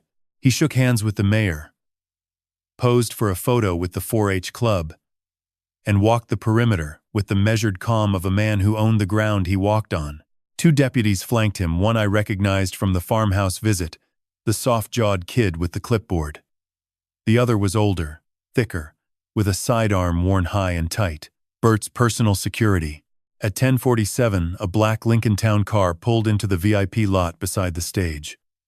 Mitchell Cross stepped out, navy suit, red tie, leather briefcase. He walked to Wade, shook his hand, and they spoke for 90 seconds in a huddle that included Bert. Cross opened his briefcase, showed Wade a document, and Wade nodded. The Agristar closing papers. Ready for signature. The ceremony was scheduled for noon. The stage program listed it as a community celebration of the Harlan family's continued commitment to Peach County agriculture. The mayor would speak. Bert would introduce the family. Wade would present the deal as a partnership that would bring jobs and investment. And Jinny, the real Jinny, the woman they had kept in a hole for 25 years, was supposed to walk onto that stage, sign the deed, and smile while the county applauded the family that had stolen her life. Except Jinny wasn't here, I was. At 11:15 my burner vibrated. Holt. All units confirmed. Tactical standing by. On your signal. At 11:30, the Bluegrass Band finished their set. The mayor took the stage, a heavy-set man in a seersucker suit who told 3 jokes about peaches that nobody laughed at hard enough. He introduced Bert. Bert climbed the steps, removed his hat, and delivered a 2-minute speech about family legacy, community bonds, and the Harlan name. His voice carried across the field with the polished resonance of a man who had been lying in public for so long that the truth had become a foreign language. And now, Bert said, I'd like to invite my nephew Wade and the entire Harlan family to join me up here for a very special announcement. Wade climbed the stage. Tammy followed, her smile brittle as spun sugar. Mitchell Cross stood at the side with the briefcase open, the closing documents laid out on a folding table, a notary stamp beside them. 200 people gathered in front of the stage, families, farmers, children eating peach ice cream, elderly couples in lawn chairs. The whole county. Watching. He paused, looked to his left, then to his right. His smile flickered. We'd like to invite a very special family member to come up and be part of this moment. Mama? Mama? Are you here?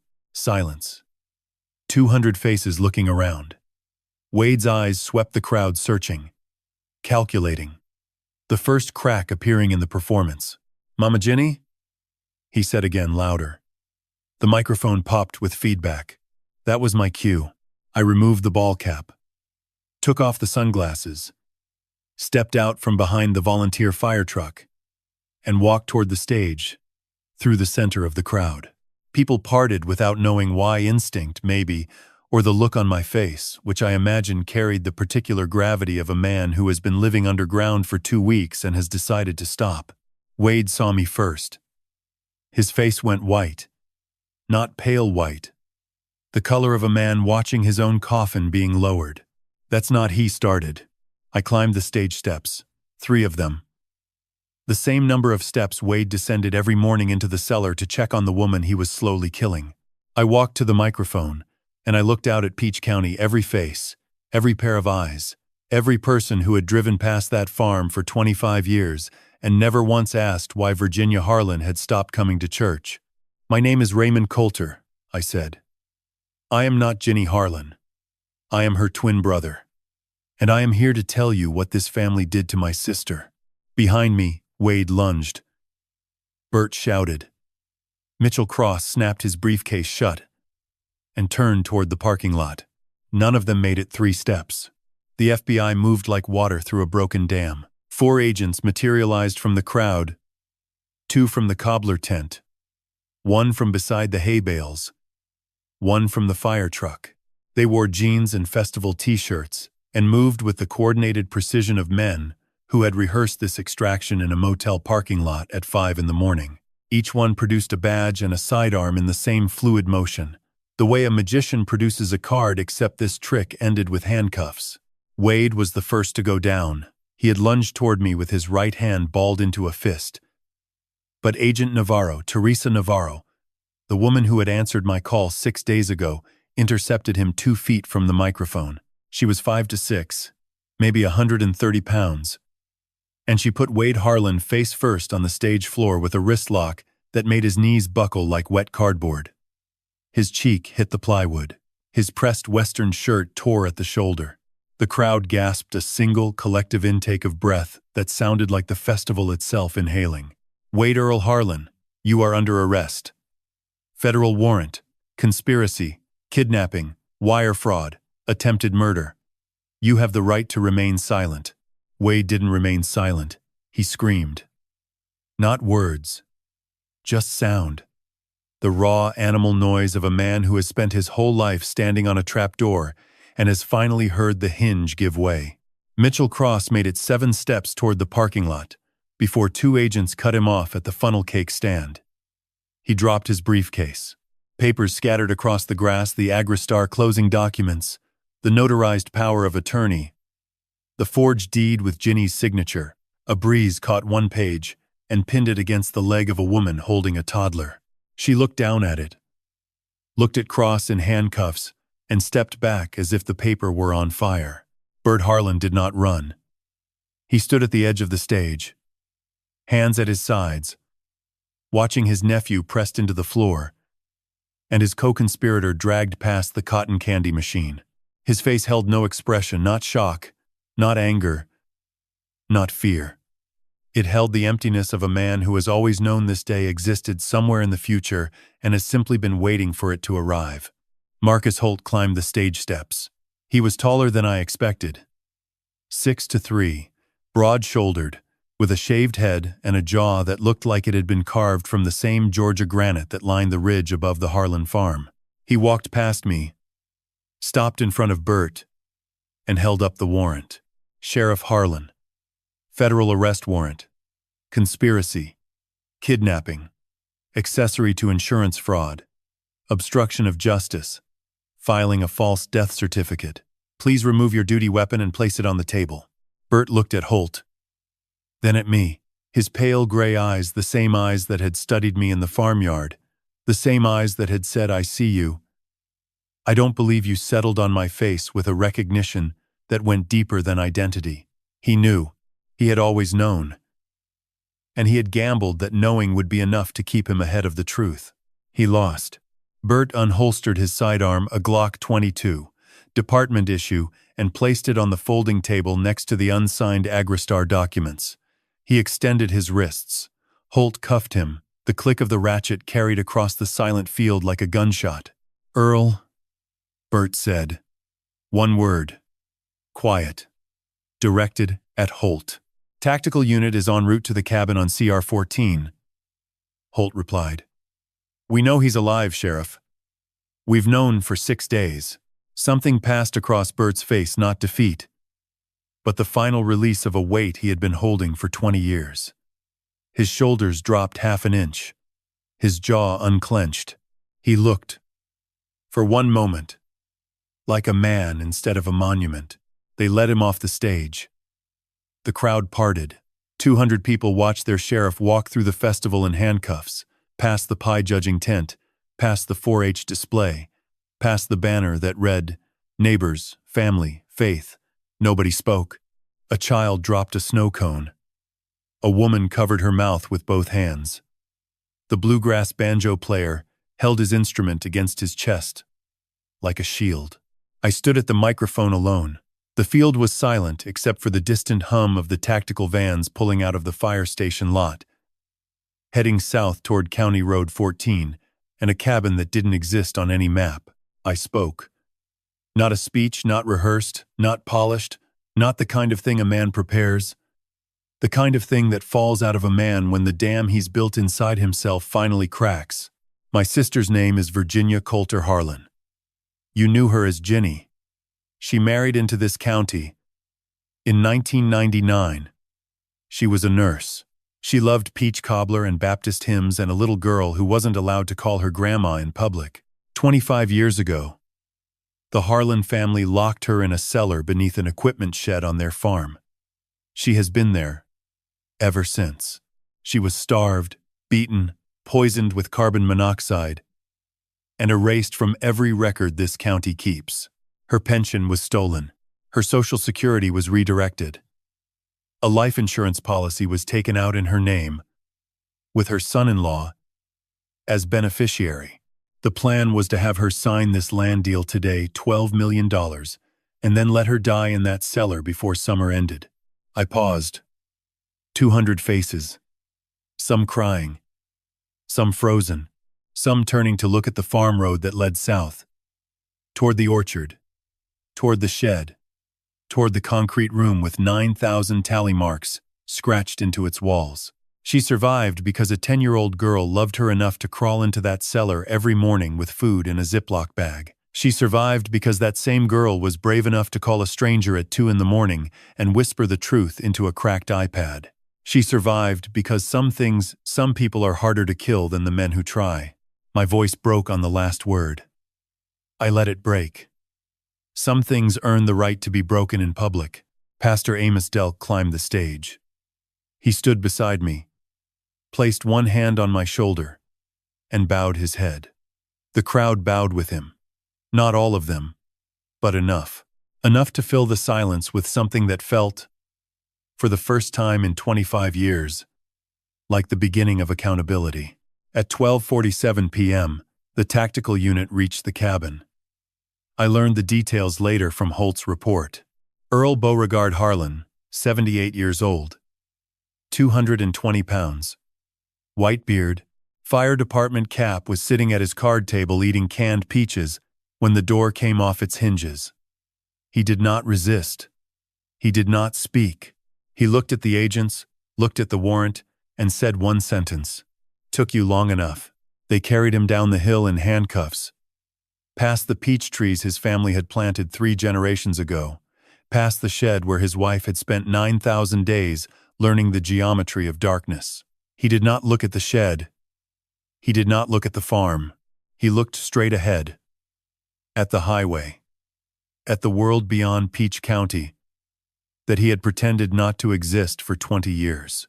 By 1 p.m., 4 people were in federal custody. The festival was over. The peach cobbler went cold in its trays. The banner sagged in the afternoon heat. And somewhere in Warner Robins, in a hotel room with a federal marshal outside the door, my sister Jinny sat in a wheelchair by the window, watching the Georgia sun cross the sky for the first time in 25 years, without a concrete ceiling between her and the light. The weeks after the festival moved in a rhythm I didn't recognize, Not the rhythm of investigation, not the rhythm of survival, but the slower, stranger rhythm of people trying to remember how to live without fear. Ginny was transferred from the Warner Robins Hotel to Navicent Health Medical Center in Macon on May 18. Her intake report read like a catalog of atrocities.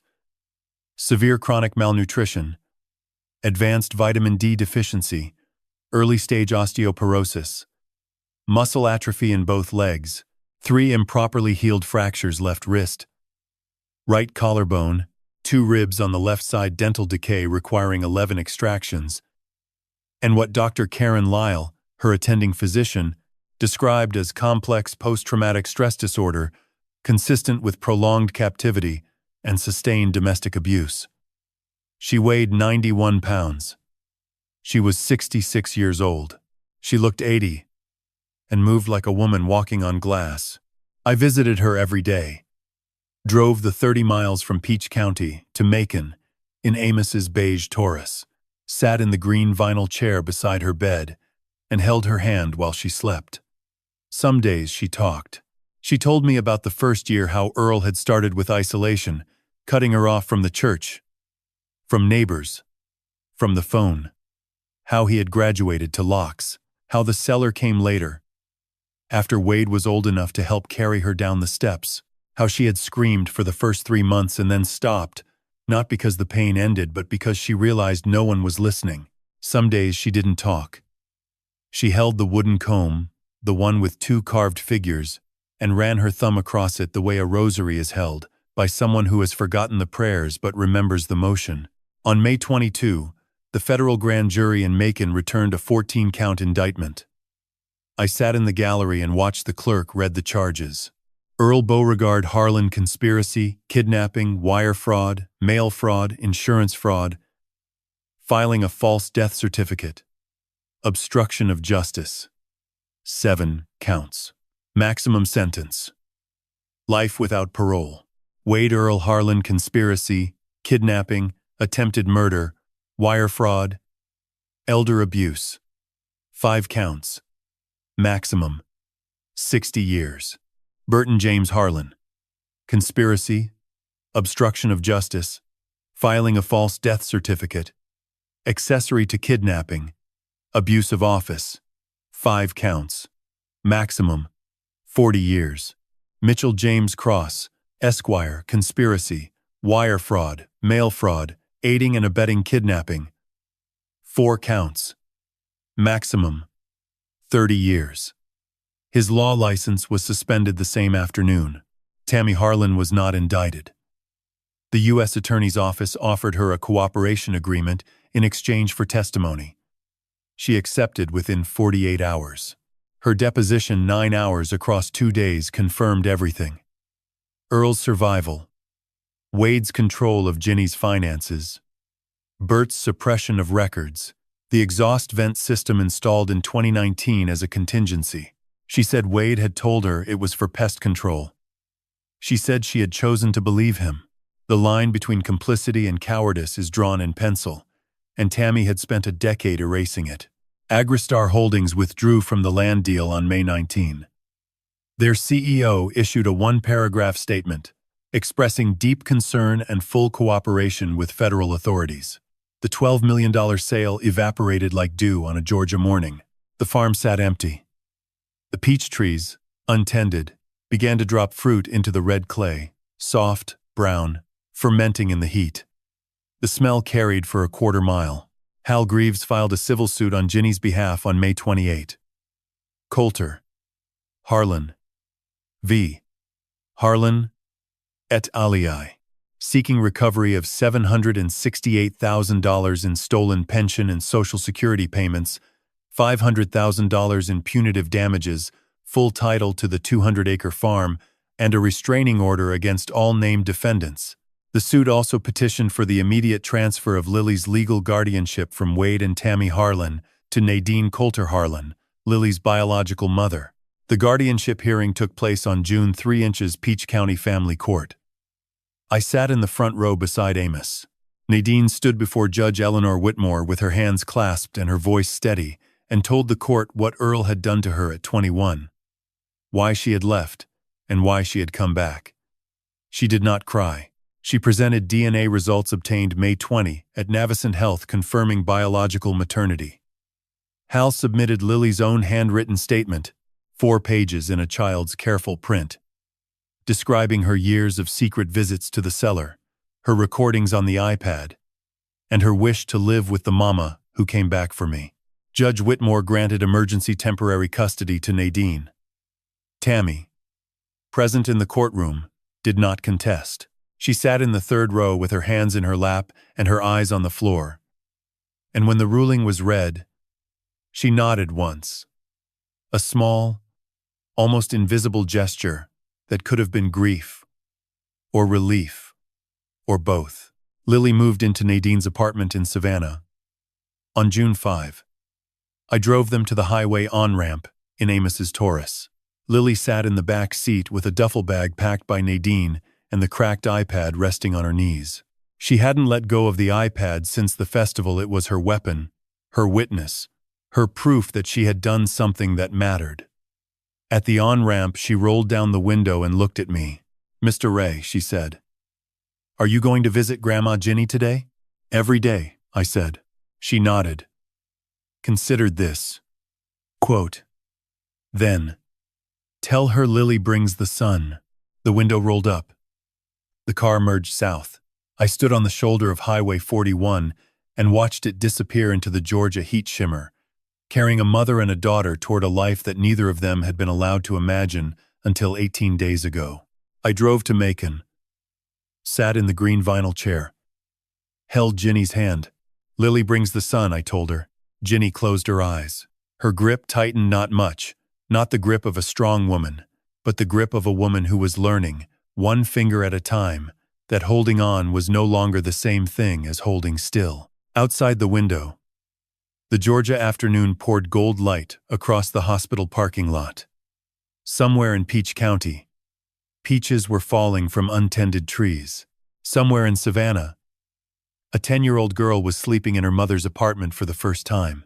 Somewhere in a federal detention center, 4 men were sitting in cells built to the same dimensions as the room they had kept my sister in for 25 years. Justice has a sense of geometry, even if God sometimes takes his time with the blueprints. September. The peaches were gone. The last of them had fallen in August, soft, split, bleeding sugar into the red clay, and no one had picked them. The orchard stood in the late summer silence of a place that had been abandoned by the people who broke it, and not yet claimed by the people who might heal it. I drove down Fort Valley Road with the windows open. The air smelled of overripe fruit and warm earth, and something else. Something I couldn't name but recognized. The way you recognize a song you haven't heard since childhood. It was the smell of an ending, not a death. An ending. There is a difference, though it takes most of a lifetime to learn it. Ginny sat in the passenger seat. She had gained 14 pounds since May. Her hair white, thin, cut short by a nurse at Navicent, caught the breeze from the window. She wore a cotton dress Nadine had bought her in Savannah, pale blue with small yellow flowers, and sneakers with Velcro straps because her fingers still couldn't manage laces. She had been discharged from the hospital on August 2, after 76 days of inpatient care, physical therapy, occupational therapy, dental reconstruction, and twice-weekly sessions with a trauma psychologist named Dr. Ruth Okonkwo, who told me privately that Ginny's recovery would be measured in years, not months. But she was here, sitting upright, watching the orchard pass through the window with eyes that held something I hadn't seen in them since we were children in Memphis. Not happiness, not yet, but the willingness to look at the world without flinching. We pulled up to the farmhouse. The front porch sagged. The paint was peeling. Wade's truck was gone, impounded as evidence. Tammy had moved to her sister's house in Valdosta. The equipment shed stood at the orchard's edge, its doors open, its interior empty except for a square of plywood covering the hatch that led to the cellar. Yellow crime scene tape, faded by 3 months of Georgia sun, still crisscrossed the entrance. Ginny looked at the shed for a long time. I didn't speak. Some silences are not meant to be filled. They are meant to be endured. The way a river endures a stone not by moving it, but by moving around it. Slowly. Until the stone becomes smooth enough to hold. I want to go inside, she said. You don't have to. I know I don't have to. I want to. I helped her out of the car. She leaned on a cane aluminum, hospital issue. Temporary. Until her leg strength returned. We crossed the yard together. Her footsteps slow and deliberate.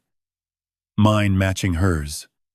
At the shed door, she stopped, touched the frame with her free hand, ran her fingers along the rusted hinge, the way a blind woman reads a page.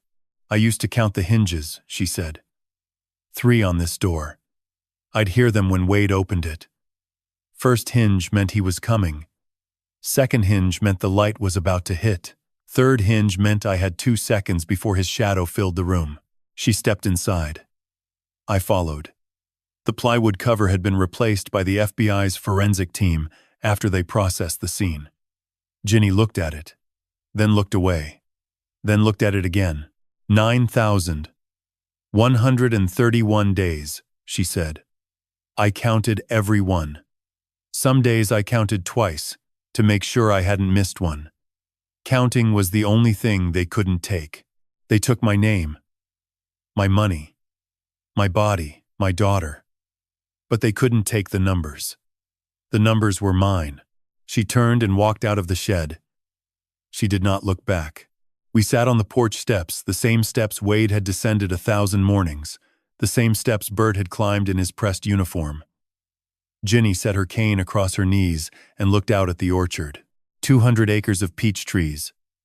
Unpruned, unharvested, returning to the wild geometry they had held before the Harlans planted them in rows and called it order. Hal says the farm is mine now, she said. The court granted full title last week. 200 acres. What do you want to do with it? She was quiet for a long time. A mockingbird landed on the porch rail, studied us with one black eye, and flew away. Nadine wants to bring Lily here, Jinny said. In the summer, not to live just to visit. She wants Lily to see peach trees that aren't connected to cages. She wants her to pick one off a branch and eat it in the sun and not think about what's underneath. That's a good reason to keep it. It's the only reason. A car appeared on Fort Valley Road, a silver Honda, dusty from the highway. It pulled into the drive and parked behind Amos's Taurus. Nadine stepped out of the driver's side, wearing jeans and a white t-shirt, her hair longer than it had been in May. She opened the back door, and Lily climbed out. Lily had grown. Not much an inch, maybe, but enough to notice. She wore denim shorts and a t-shirt, with a peach printed on the front, and she carried a canvas bag over one shoulder. She saw Ginny on the porch and stopped. Then she walked. Not ran. Walked. With the measured pace of a child who has learned that the distance between people is best crossed carefully across the yard and up the steps. She sat beside Ginny, opened the canvas bag. Inside was the cracked iPad, a Ziploc bag containing 2 biscuits, and an apple. The same delivery she had made every morning for 3 years, and a small wooden box. I made this at school, Lily said. She opened the box. Inside, carved clumsily but recognizably into the lid, were 2 figures holding hands, a grandmother and a granddaughter, standing beneath a tree. Ginny took the box, held it the way she held the wooden comb with both hands, with her whole body, with the gravity of a woman who understood that the smallest things are often the heaviest because they carry the most meaning. Lily brings the sun, Ginny whispered. Lily leaned into her grandmother's side. Ginny put her arm around the girl slowly, carefully, the way a person reaches for something precious after years of having everything taken. Nadine stood at the bottom of the steps, one hand over her mouth, the other gripping the porch rail. Amos sat in the Taurus with his window down, his Bible on his lap, his eyes closed. I sat on the top step and watched 3 generations of Coulter women hold each other on a porch in Georgia while the September light turned the orchard to gold. The peach trees were wild now, unpruned, unmanaged, growing in directions no farmer would approve. But they were alive. Their roots held the same red clay that had held my sister's cellar, the same earth that had absorbed her screams, the same ground that now held nothing but fruit and silence, and the slow, patient work of healing. I am 66 years old. I have spent 30 years carrying a badge and 25 years carrying guilt. I drove 1,600 miles to find my sister in a hole in the ground, and I would drive 1,600 more if the road required it. But sitting on that porch, watching Lily press her face into Ginny's shoulder, I understood something I had not understood before. Not in Tucson, not in the cellar, not on the festival stage. You don't save people by pulling them out of the dark. You save them by sitting beside them in the light and staying long enough for them to believe it's real. The orchard glowed. The mockingbird returned. And somewhere beneath us, deep in the Georgia clay, 9,000 tally marks waited in a room that would never hold a living soul again. This story is true. The names have been changed. But the silence, the 25 years of silence, was real. If you know someone who has disappeared from the people who love them, don't wait. Don't assume. Don't believe the easy story. Pick up the phone. Drive the miles. Open the door. Because sometimes the person on the other side has been counting the days, waiting for someone to come. And sometimes, all it takes is a child with a cracked iPad and the courage to whisper the truth in the dark.